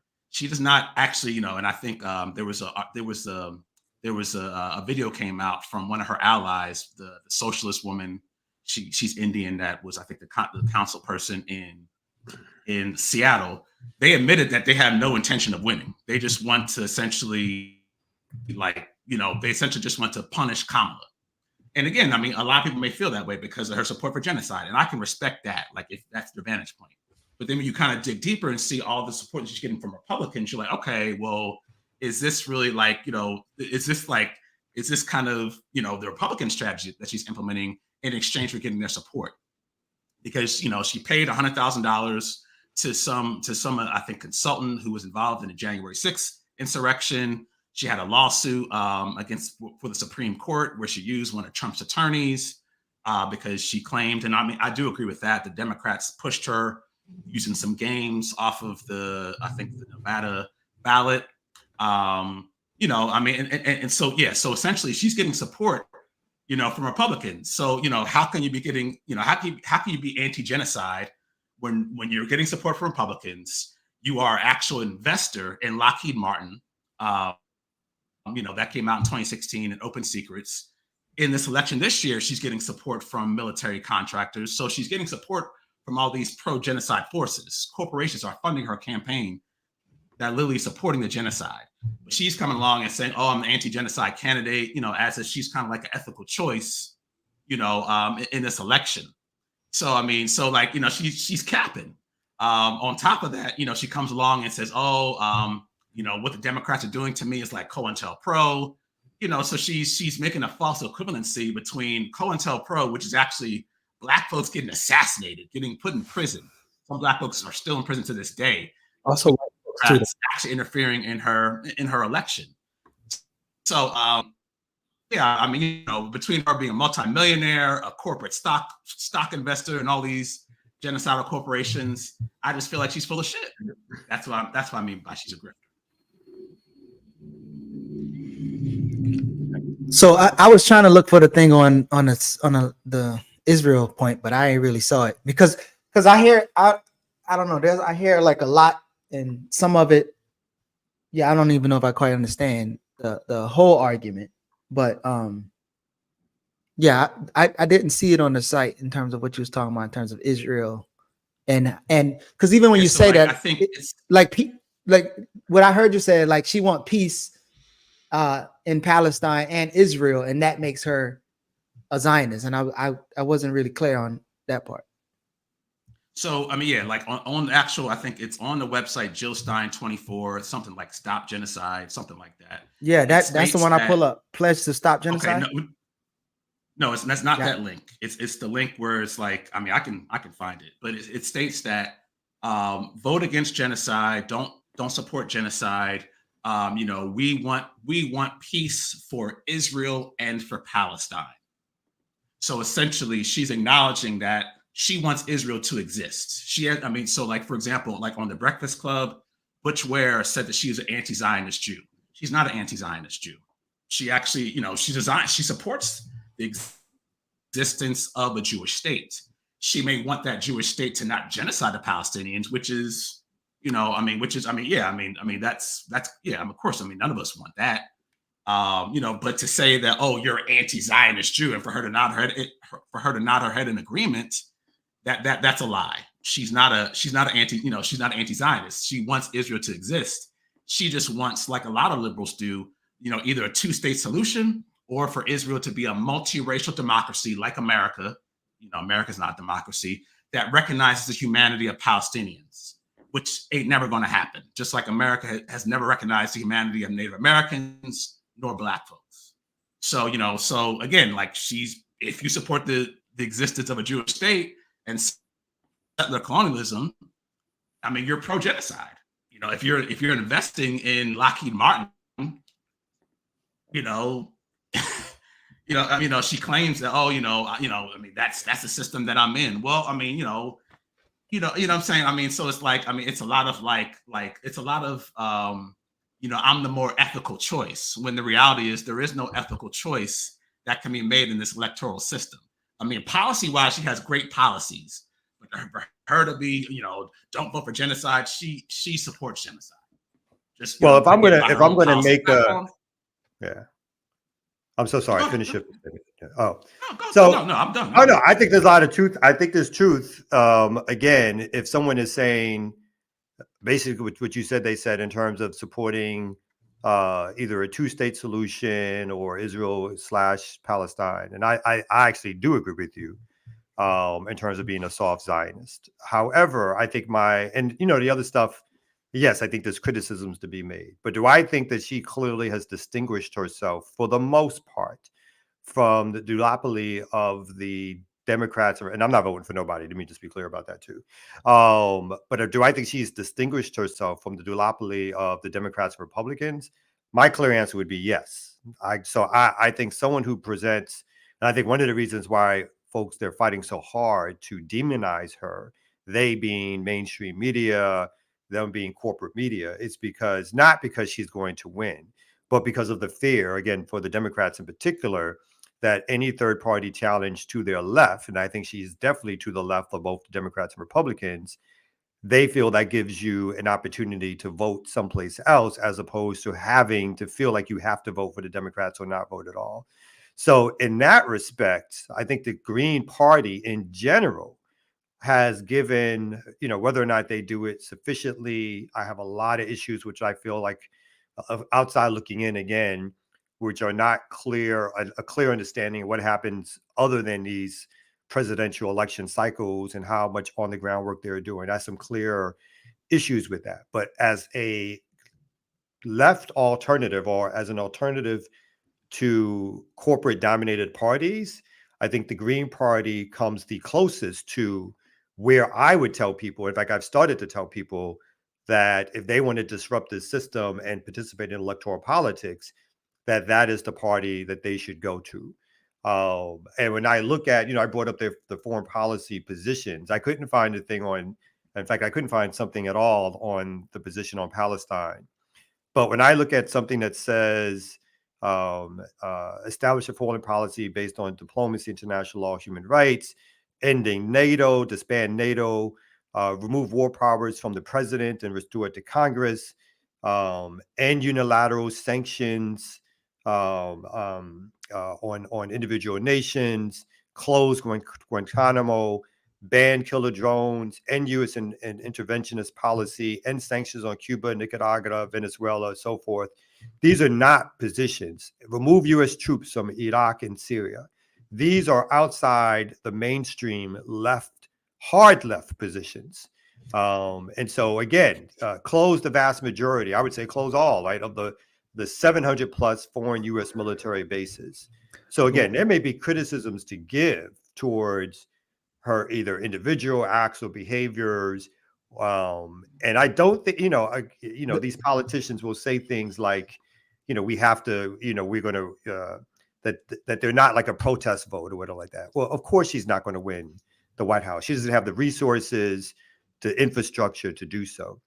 But do I think building a third party, even when they're going to lose and it costs the Democrats, is a worthy challenge? Hell to the yes. Because I think and I'll shut up after this, I think part of my positioning, which is, and I think we've discussed this here too, is that if the left is going to do anything in the electoral sphere, they must find a way to break away from the Democratic Party. They must see the Democrats go down in flames and have that be blamed on people like the Green Party or alternative positioning.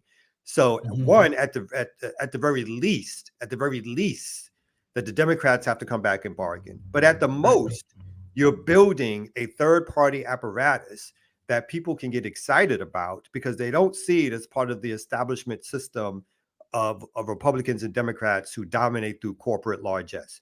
Now, she may get corporate resources again, but I do not think that is the largest way in which money is raised for the Green Party whatsoever. And if you can prove me wrong on that, I'm open to hearing and listening to it. So I think some of your critiques are valid, but I also think in terms of who the party is, what they represent vis-a-vis compared to the mainstream choices, I would not call her a grifter.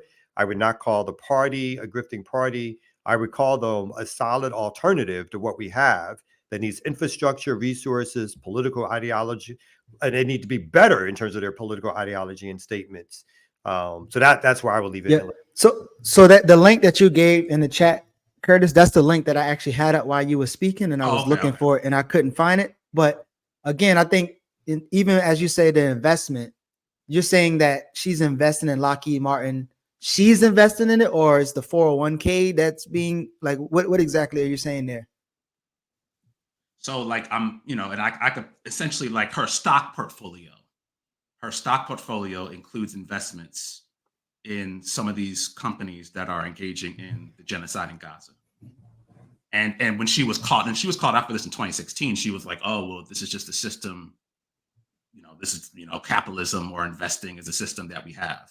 Because and just to be clear, Kamal, I'm not saying the Green Party is a grifting party. I wouldn't say that.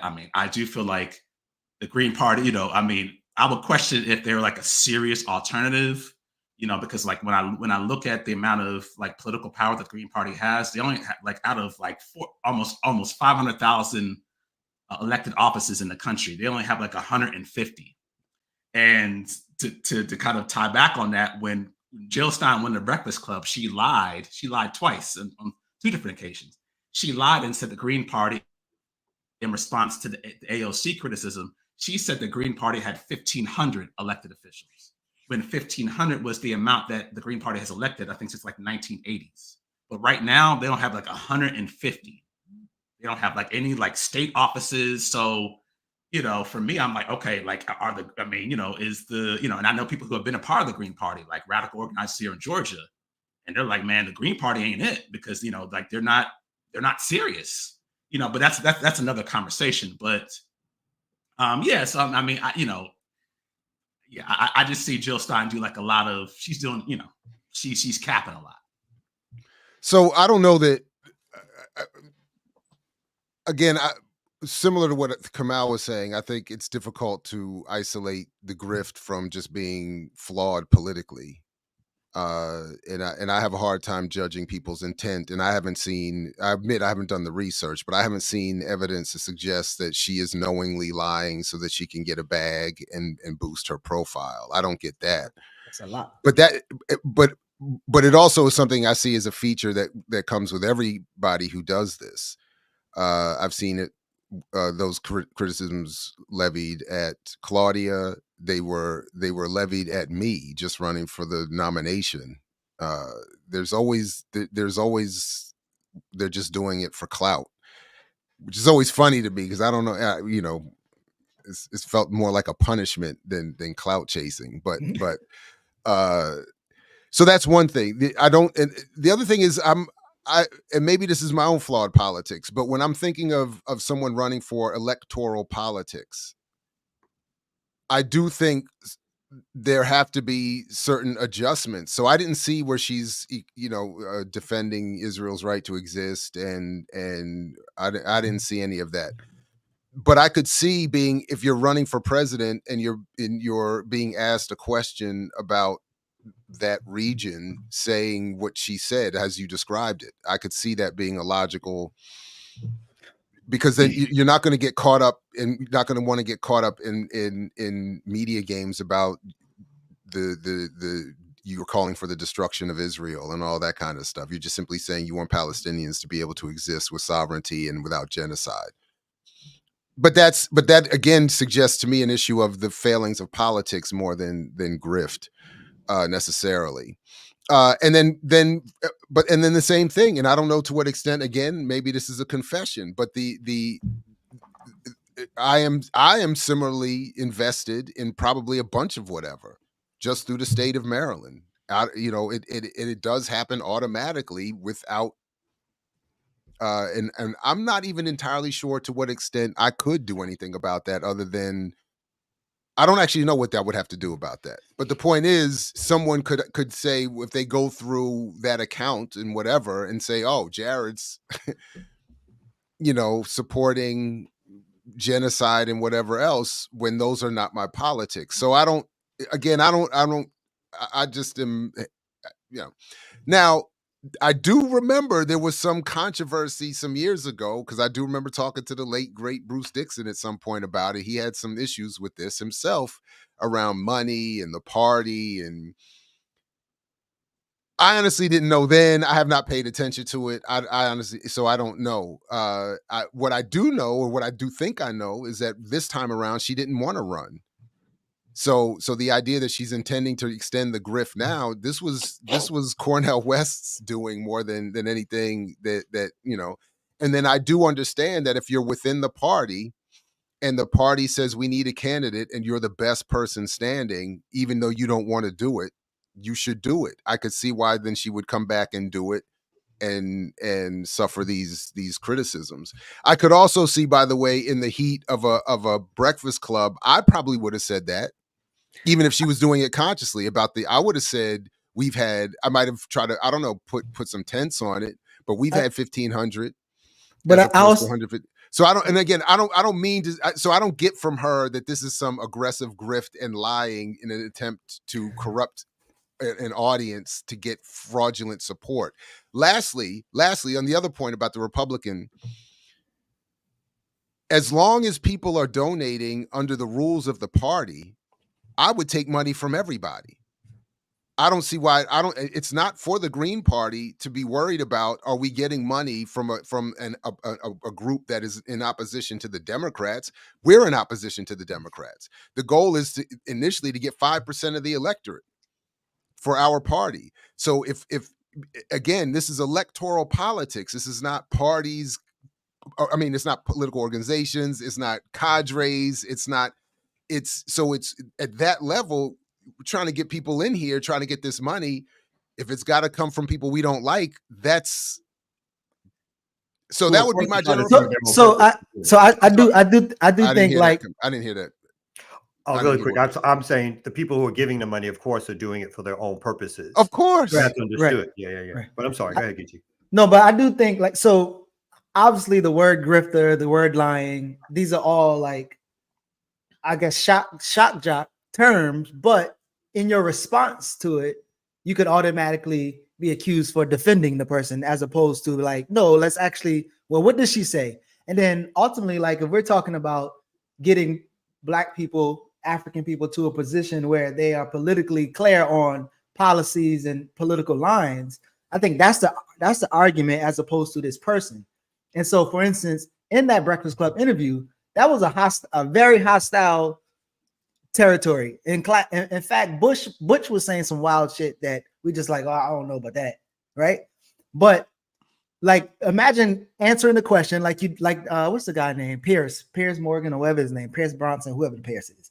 Like the way he asks questions, he will trip you up in the way you're trying to answer the questions.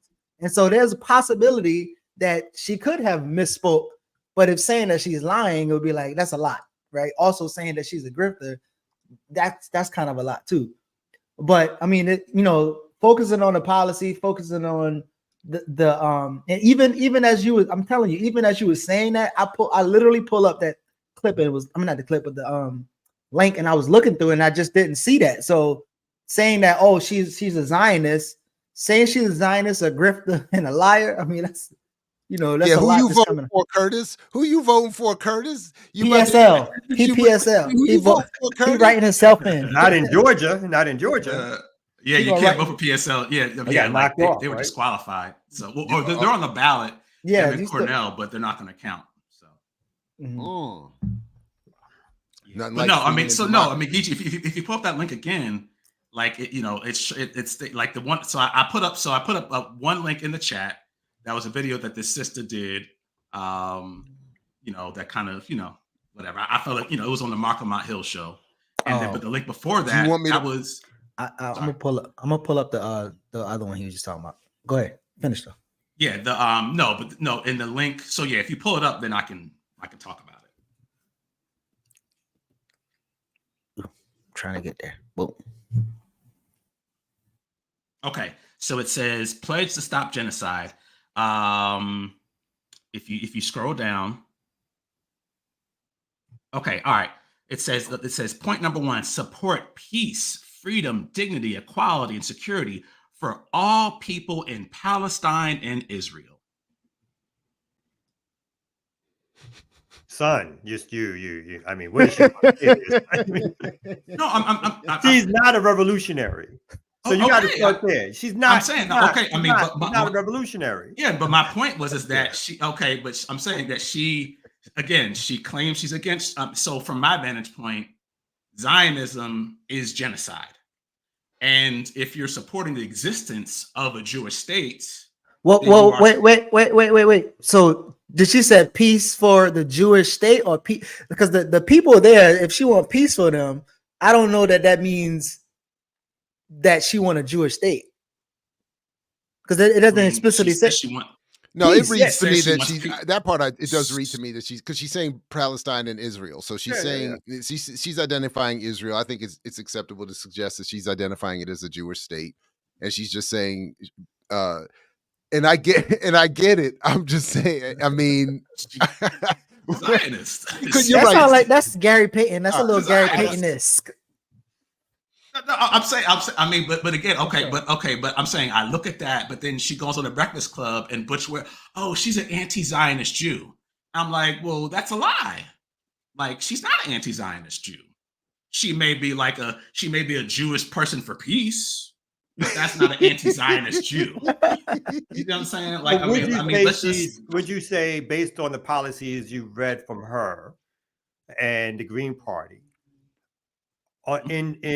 by a great margin, don't you think their policies are far more left by a great margin, and in essence doing us a good by calling out the Republicans and Democrats for their continued warmongering, imperialism, and so forth? Again, she's not a revolutionary, right? But don't you think that her parties are far enough left to even give you space to have arguments with other people who are Republicans or Democrats or who are like non-voters, those kind of people, that gives you the opportunity to say, well, you know what I mean? There are alternatives. They may not be perfect alternatives, of course, but far, far, far more left, far more on point in terms of what your some of your probably personal politics are. When she talks about ending 780 bases, taking the sanctions off of Cuba, off of Nicaragua, off of Venezuela, or when she talks about ending NATO, ending the apartheid, occupation and apartheid. Those are things that, again, and I'm not necessarily disagreeing with you on the soft side, but those are things that you can work with. Or are you saying that you just that hardcore that in terms of the voting, like you're not going to vote for any candidate unless we do it. I'm not even saying you're wrong there. Don't get me wrong on this one either. That, like, you know, unless we're building out our own party with our own politics, that's the way we should go, as opposed to even, you know, the Jill Stein, whatever salvo of, like, you know, because I don't even think of her as a lesser of three evils, let's say. I don't even I'm not putting her in that camp either. I think she's a solid left alternative. There are just reasons I could not vote for the white woman in the Green Party or whatever like that, because I probably do express more self-determination politics in terms of what we need. And I say that now, but there's a part of my own political thinking that's breaking down on that, because I really do think we need a big third party that is left of not only the two parties, but left of the Working Families Party, which people try to act like it's a party, but it's in the, you know, adjacent to the whatever. So yeah. So her policies, a lot of her policies are great. A lot of her policies are great. You have some nuance here. Right? No. Oh yeah, no. Her policies. I mean, I agree with a lot of her policies. From my vantage point, I'm more so just talking about her being problematic. And from my vantage point, I do not see the Green Party as it stands right now as a viable alternative. I don't think they want to be a viable alternative, or the strategy isn't working, whatever. I wish I could argue more with that point, to be honest. I wish I could, but one of the main reasons that I ended up voting for Claudia was even as a member of the Greens, is because I don't see them as being serious enough about organizing the party. I mean, I am frustrated by that. I wouldn't say that. I don't know. I can't say that no one wants to or they don't want to. And there's a lot going on that prevents it, but it is frustrating. It is frustrating that there doesn't seem to be enough of an advance from one election to the cycle to the next. But I don't know. I'm not. I'll just speak for myself here. I'm not mad at being out left by Curtis this morning, and maybe I'm just feeling my own. What is that dude that was calling me the liberal Zionist last week? But I do wonder. I do admit I struggle with how do I make at all practical what I really, really think, and I struggle with that. And so I don't know that she's not. I don't know that others are not. And I do tend to give room on that in a biased sense. So, but I'm not mad at that. I'm not mad at that. She should have stopped at just Palestine. We want peace for Palestinians. Full stop. Yeah, Would that have gotten the statement past your? Yes, that, and then like I said, yes. And then the other question I have is so to what extent, because then it does make I start going into my own so to what extent when are we all or are all those who still have taxes taken out, are those all who still consume in this country participating? And I'm being serious. I'm not trying to mess with that. Is that liberal Zionism? Do you have to be physically? I'm just From again, which would make the ear die. We all invested. Yeah, so we all invested in it. From my vantage point, so again, I made several arguments, and I think, I don't know if I put the link about her, I don't know, but anyway, when the reality is that we live in a white supremacist genocidal society. So just like there is no ethical consumption, when you're there is no ethical politician. And from my vantage point, that's where I have gotten the most annoyed with some of these third party candidates is because they're stating to people, they're trying to appeal to emotion and state, oh, don't vote for genocide. When I'm looking at, I'm like, okay, okay, if you support America, you support, like if you support the idea of the nation state of America, you support genocide.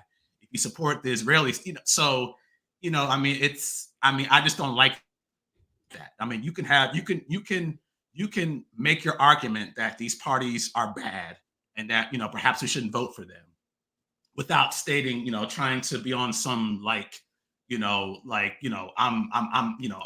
pure because I don't support the bombing of Gaza. I just don't. I mean, that's a fraud to me. So that's where because there's so many like Cornel West's, and he's a Zionist, and he's getting money from fucking Clarence Thomas's Nazi billionaire, whatever that fool's name was. I'm like you're taking money from Republicans. Your whole campaign has been basically Cornell was like a new Kanye West of the 2024 election. I mean, his whole campaign has been funded and supported by Republicans. The same thing with Jill Stein. She's taken all this support. Openly. No. See, that those become my problems with your argument is that one, you don't use the word allegedly because you're gonna have to. Allegedly. Okay, my bad. Allegedly. Yeah. Allegedly. No. When you're using you're using the frame of all and all of that, I don't think that's true at all. I don't think you can bring up any documentation that is supporting that line. It's one thing to say that whether it's Jill Stein or what's our man's name you just said, Cornell, Cornell, that they're getting support from these different elements, and the reason they're getting support is because these elements are trying to get votes taken away from the Democrats because it's part of their strategy. I totally accept that as an argument, but I do not think that you can show me any evidence. One, of course, that's a problematic word, but even a good portion or most of the resources that the Green Party is getting is not from people who are thinking that she's a legitimate candidate who may not win, who's not going to win, but is expressing an alternative view that, again, I think is left enough for people to have discussion, debates, and say, no more of this mainstream duopoly of Republicans and Democrats and corporate shills. We have somebody here who's giving at least a line of not just progressive, but on most of the policies, left politics. Doesn't mean I agree with all of it, because I completely agree with you on the idea of if you're standing for Palestine, what you're saying is from the river to the sea, Palestine will be free. And what you mean by that is that that's all Palestinian land, and Palestinians should govern it. And if other folks want to live there and the Palestinians allow it, then so be it. But they weren't invited. And if they are asked to leave in various ways, then they should be out. And that is my firm position. Now, I don't necessarily say that anybody who doesn't have that position is a traitor and whatever, but it means we definitely have different positions depending on how far they go to the right of that. But you can't say all the time, and you cannot. You got to use. We're gonna have to do some media training for the allegedly. But no, I'm also West claimed that he rejected her Harlan Crow money, or gave it back. By the way, I don't know. But yeah, go ahead. I don't remember. But no, I'm curious how, again, because now nobody's really talking. We're not talking about policy. We're talking about a person.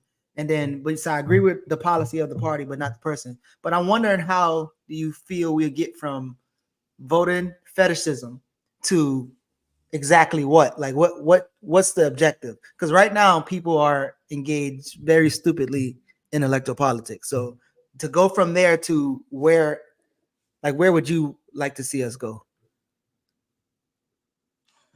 Like as far as electoral politics, electorally speaking. Yeah, I guess, and also not to end, but in result to our changing our material conditions. So the arena is electoral politics here, because you're talking about every politician doesn't pass the purity test, which is another conversation. But you got voting fetishism that's happening right now. People playing around, acting like they got political power. Front people for Democratic Party. Then we're trying to get to a thing. What is that thing we're trying to get to, and how do you think we can get there? So are we talking about getting the revolution, or just like, or more political power. Let's start with. I mean, I don't think you need to give your treaties on the revolution. And time. I'll help shorten the question. What do you think is the direction electorally, in terms that we should be going towards, whether or not it's third parties or so we're not voting at all and whatever? So, what's your opinion on that? So, from my position, things changed. For black people, when we engage in radical organizing, and I don't want to get when we engage in radical organizing, radical organizing for Black people in particular, and I think the Black History of the White House talks about this. Like, the White House would never listen to what we were trying to do unless, we came at them with some sort of strength. We came with them as an organized movement, to demand, our humanity. On top of that, I do feel as though that Black people should make strategic alliances, with other countries. That's something that Gerald Horne recommends. So for me, because the electoral system is going to be so corrupted by money for the most part, there's not a lot of hope in getting, what we want from that system. I believe that it's going to take radical organization. And then from there, we can start getting what we want. But from my vantage point, I feel like sometimes what happens is that, like, it becomes a situation. Oh, well, just vote for this person, just vote for this party, when that's not going to get us to where we want to be. All right, right on.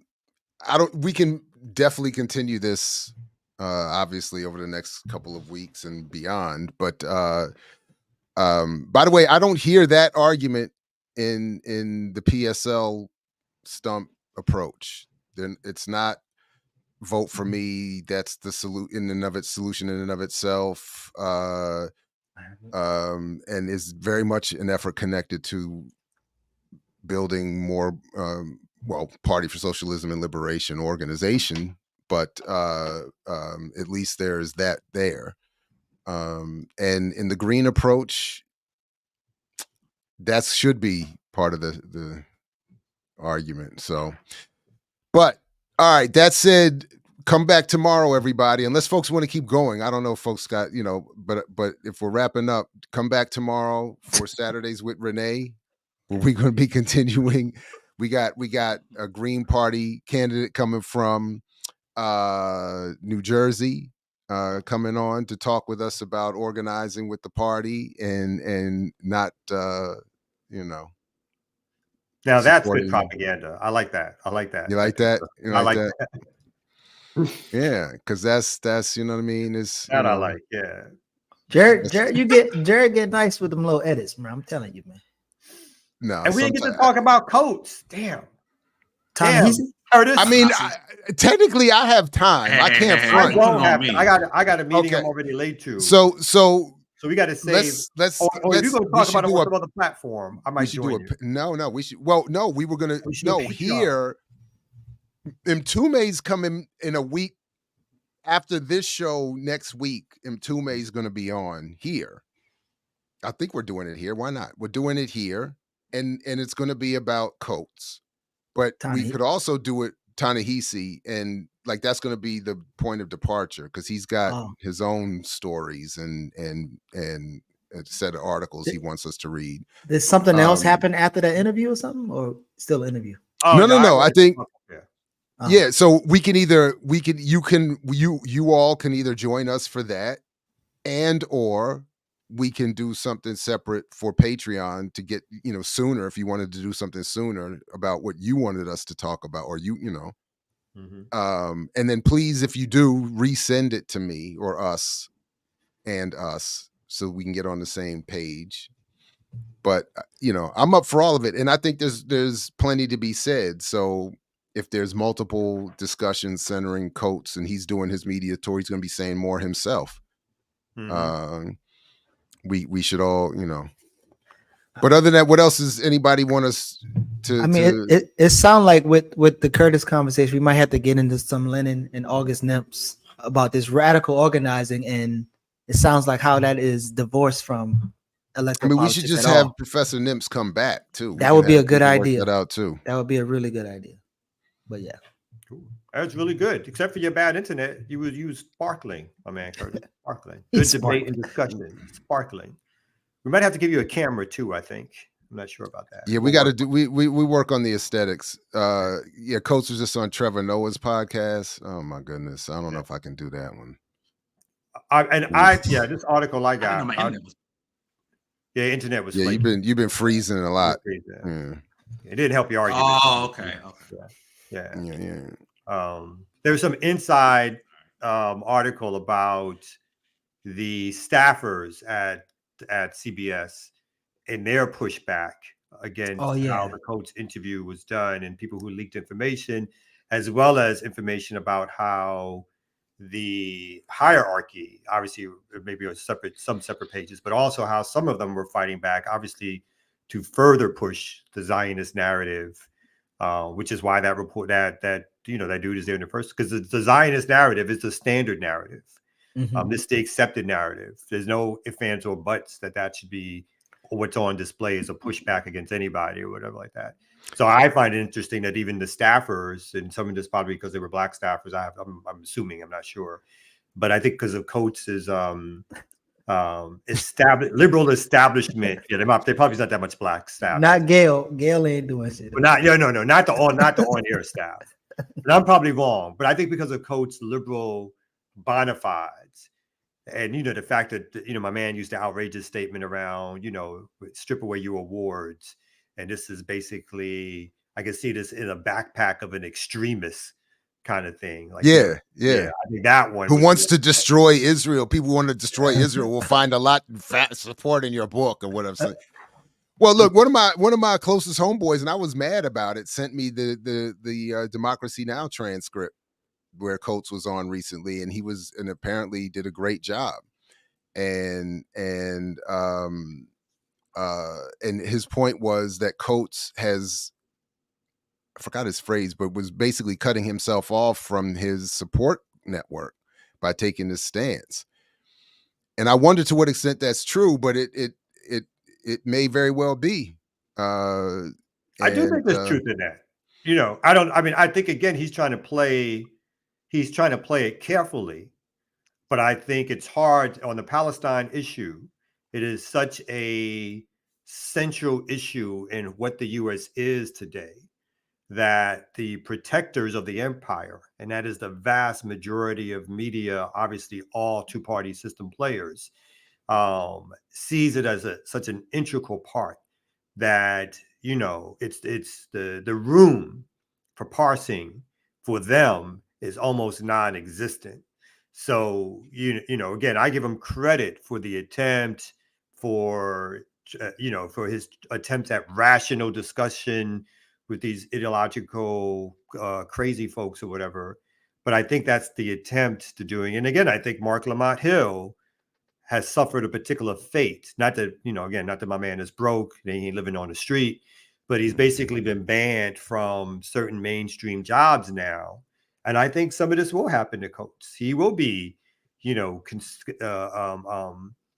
not as well received in liberal circles. I don't think it's the end of his career, because I think he's again trying to walk a careful line. He's not like Curtis saying, them books gonna sell. Them books gonna sell, and I'm surprised Curtis might not call Coates a grifter. Oh, I'm sure he did. I think Curtis. We are on the same line on. Because again, as compliments I give Coates. Yeah, but I think the careful walking is for a purpose. I think you have to give some nuance there. Yeah. But he's definitely not throwing all his chips in and saying free Palestine from the river to the sea. Like, you know what I mean? He's not doing that. He's getting but again, from his point from where he's at, he is definitely attempting to create space for more conversations. I hate Palestinian humanity, apartheid. He's doing the liberal thing. So, but again, that's a balancing act, because these motherfuckers are rabid Israeli supporters. And even that may be too far a step before they turn him out into the streets to be self-publishing his own books and shit like that. Not self-publishing. Good Lord.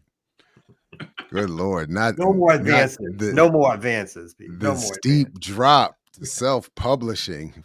Not Let's see where well, that next book deal comes from. well, I just bought the book. So if anybody is anybody going to read the message, I'm gonna read it. I'm gonna read I'll at read least it. some I of it. haven't got it yet, but I'll get it today. I just got the Kindle, so I'll start. I tried to read the last one. I told you about the letter to his son. No, I Between did the world too. and me. Between the world and me. I did too, and Everybody everybody read that now. I did I not didn't. read. I read like a chunk, but it just no, I and couldn't get it was to it. no, it was reminiscent of the thing that he was saying about Obama and Malcolm. Like I can't. But I thought it was I good. mean, You know, there was You said it no, was what? that was Yeah. good. But Jill Stein no, is no, a no, no, no, no, grifter no, hold and on, a traitor no, and a no, Zionist. no. Curtis. No, hold on. No, Let me clarify. No, I mean, Politics have evolved. there was a part. Yeah, no. There was a part in the book where I'm not sure if it was Between the World and Me or Letters to My Son. He was talking about PG County Police. Yeah. But he had already done that. He did that Okay, at okay. Howard. That was he in did Howard. that as Between an the world old and me. school Howard University law. Everybody does that. My friend was killed. The What's his police name were again? What's the terrible. friend? The Prince friend. I thought the Prince, brother's name Prince. was Prince. Prince. Yeah, his name was. And it Prince. was terrible. Yeah. No, I don't mean to make. Let me rephrase. Yeah. that. It was a horrible situation, and his friend was killed. Prince. So yeah. I don't. Let me step back from that. But it was not some radical. It was much like his reparations thing to me. It's not some radical intervention into the history of police violence. It's not, or the history of reparations, and that's why I'm a little concerned that this is not going to be, despite his appearances on TV, that this might not be the radical intervention into the Middle East politics that we all are looking for. But yeah. So I mean, there's that. It's a look. These cats are talented. These dudes know how to write, especially they in know Baltimore. Especially in Baltimore, because D. Watkins and they get into some spaces, so they're talented. No, I mean That's I mean, another so, one. like, These I read cats the are book. talented, man, and They're the good. politics are they're They're not good. They're really good. Devin Allen, D. Watkins. Yeah, it's 1619. Kwandani. That's what it is. It gives that Aaron energy. Mabin. There's some. Oh, I don't know that one. I don't know. He's that. the one who left the NFL to be an art activist. Oh man. Yeah. Listen, I don't Baltimore know, got man. a special little crew over there. You know. I mean, it's talent. It's not that people are not talented. It's not that they're dumb.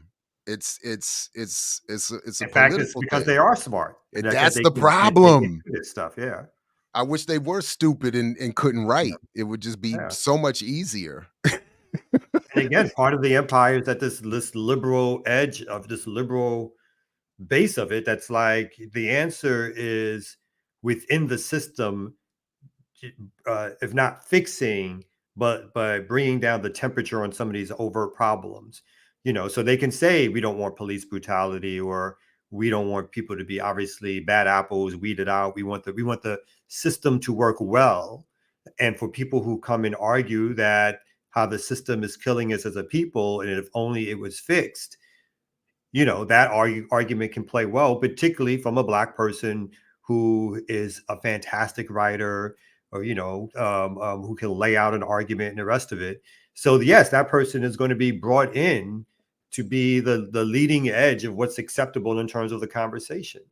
But again, the moment they step one line over that and go like, the system isn't broken, it's working the way it's intended to work. It's supposed to be oppressive. It's supposed to be killing Palestinians. And so it's doing everything that it was built to do. And so therefore the answer is to fight that system, is to remove that system. That's when, that's when it's clearly over the line. So again, I just think on the Palestinian issue, that's a red line for these crackers. You know what I mean? So they are like, what are you saying? What are you trying to say? And if they think he's taking that step too far, whether, again, it's a balancing act and he's trying to walk it, and whether or not he's going to fall off the beam is a question, but he's trying to continue to get his $1 million checks and from all the industry sources in which he receives money for his writing and in all the different things that he does in his appearances, while at the same time doing something that he justly feels on a principle basis. I'm sure he's certainly not doing this to make money. You know what I mean? So that, I mean, we can be clear on that. This is not a way in which you increase your revenue sources by defending the human rights of Palestinians and talking about apartheid and Israel being an apartheid system. So there's no way he's doing this out of anything other than his own particular principles about it. The question becomes, because he is invested, I saw that face, because he's invested in the system, how far will he go? Kurt, I mean, so are you suggesting that somehow there's a benefit to him for talking about this stuff? A personal benefit to talking about Palestine? I do believe there's a benefit. What is his benefit? What is his material? But what is his material benefit from calling Israel an apartheid state and saying that the apartheid state should be an ethnocentric state or whatever, should be abolished or whatever in that way? What material benefit does he get out of this system for approaching it like that, as opposed to a Van Jones approach, which is fuck y'all, pro-Israel.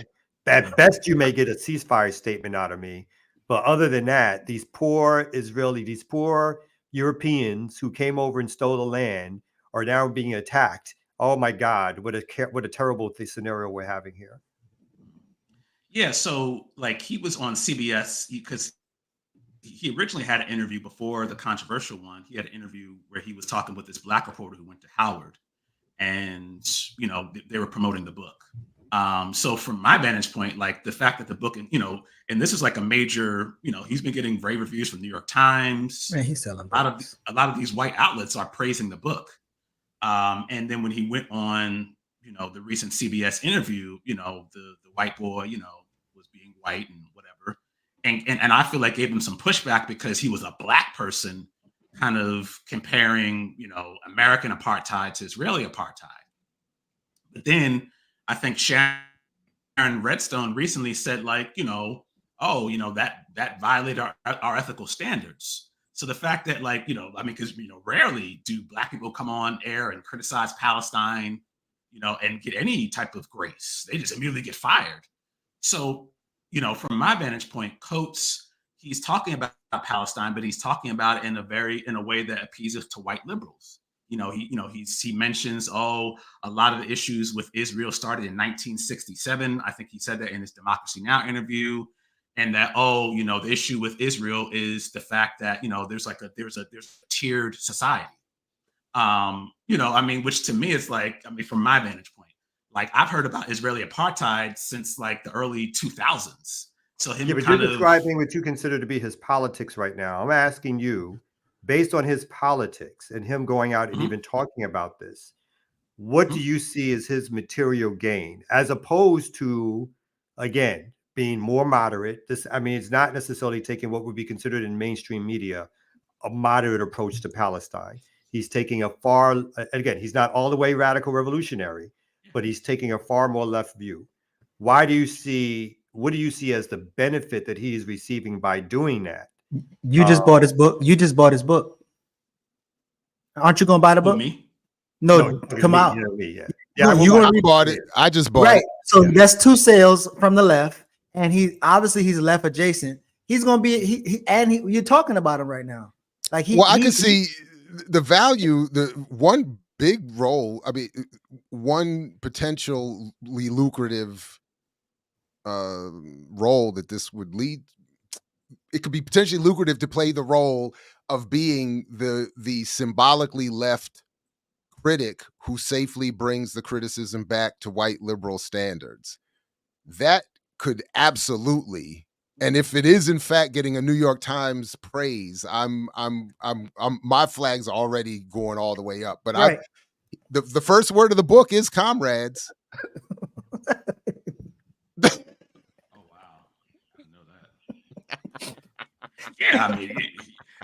To come out, like his material benefit is him getting that big ass book deal that's getting promoted. Yo, he's gonna get like listen. The Mark Lamont Hills, the Angela Rye shows, and like the Breakfast Club. Like he's gonna be spinning on this for a minute, and those are gonna be book sales.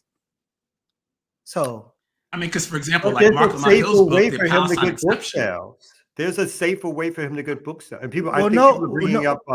no, I'm not talking about a people are bringing safe up way Paul- Yeah.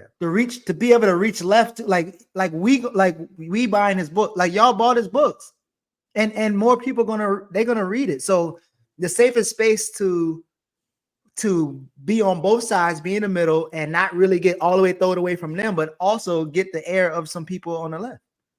So I think, I mean, I don't know. And the fact that he is black and I think he referenced, like, so he mentioned, I think in Democracy Now, that the reason why he broached this topic, it took him 10 years, was because he mentioned something about reparations, and then he mentioned something about like what reparations would look like would be the state of Israel. And he mentioned that he got a lot of pushback for that.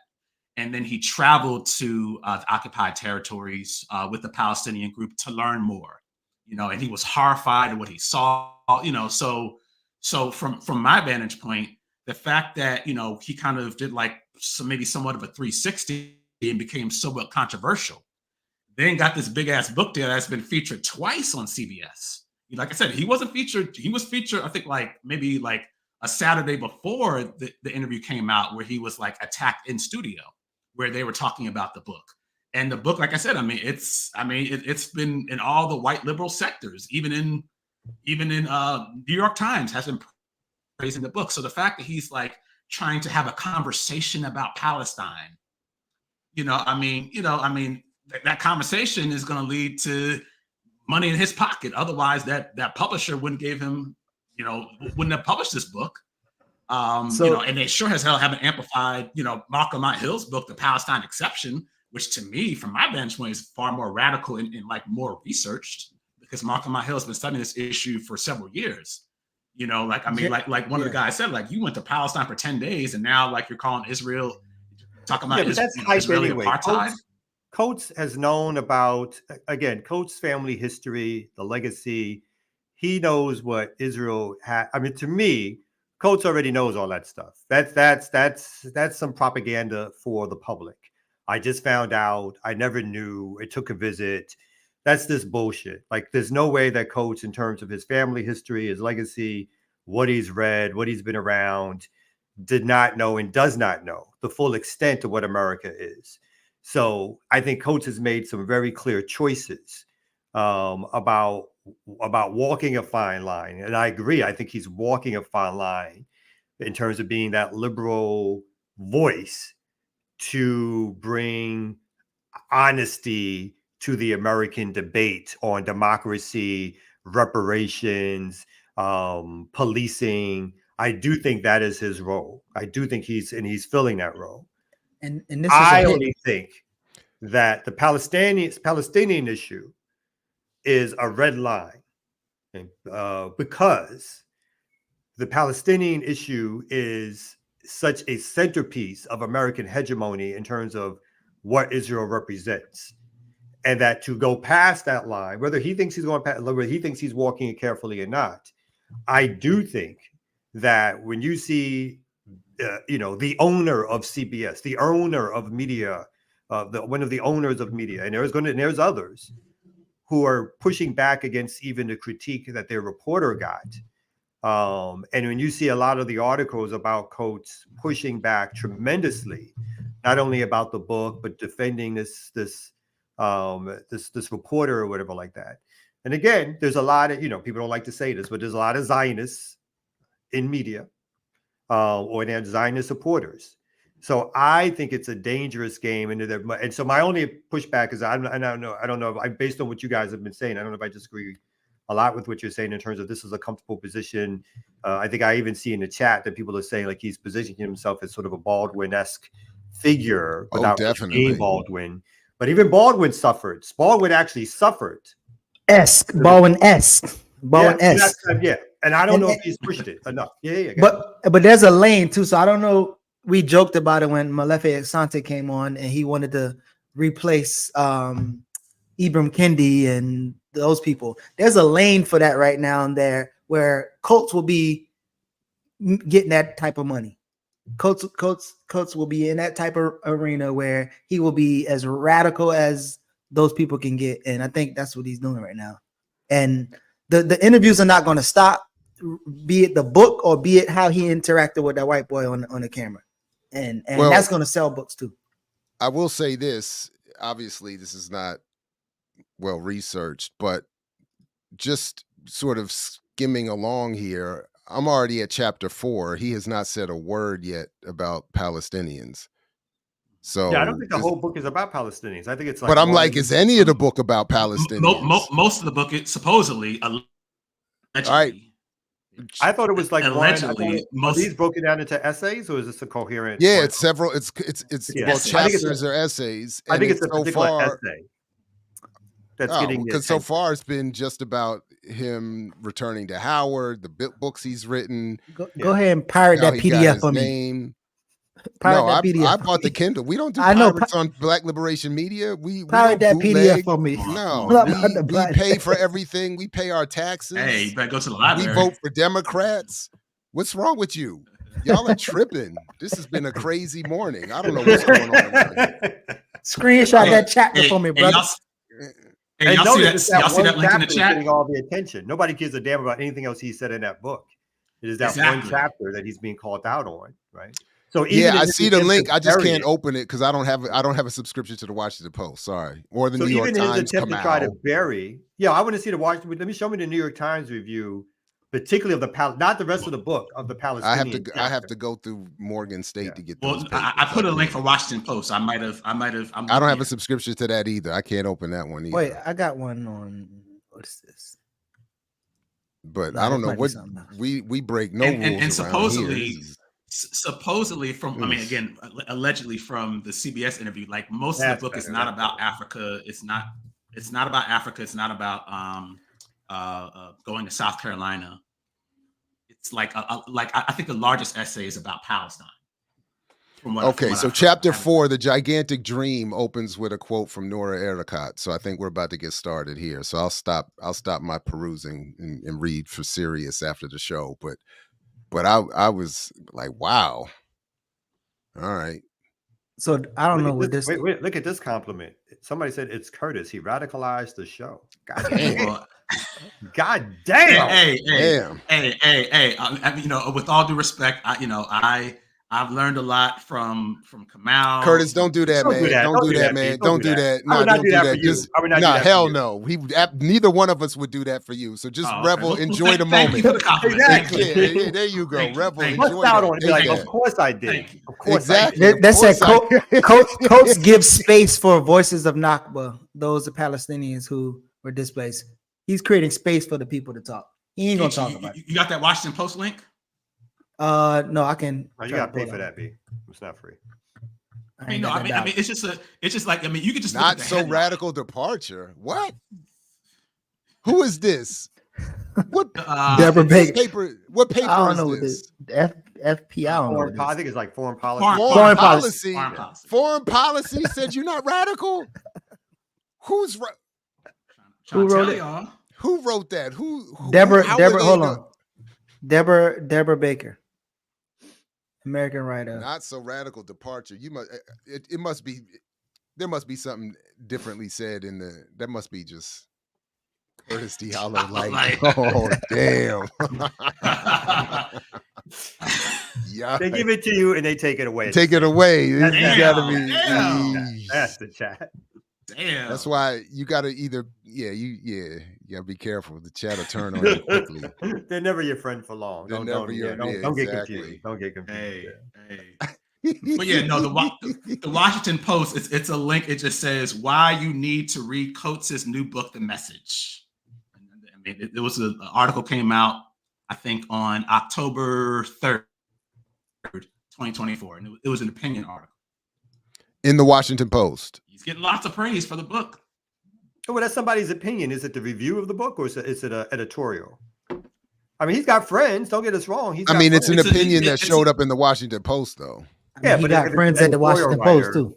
I mean, it could be in the New York Times. You can expect you can expect what's his name, Charles Blow to probably say something positive. You know what I mean? Like there's going to be liberal opinion writers who are going to say something positive about it. The question is, does the folks who have control over the purse strings, does some of that begin to dry up? So I think that let's see what happens with the next book. Is it self-published? Yeah, Is it brought like what's is it Pluto that's putting out the next book?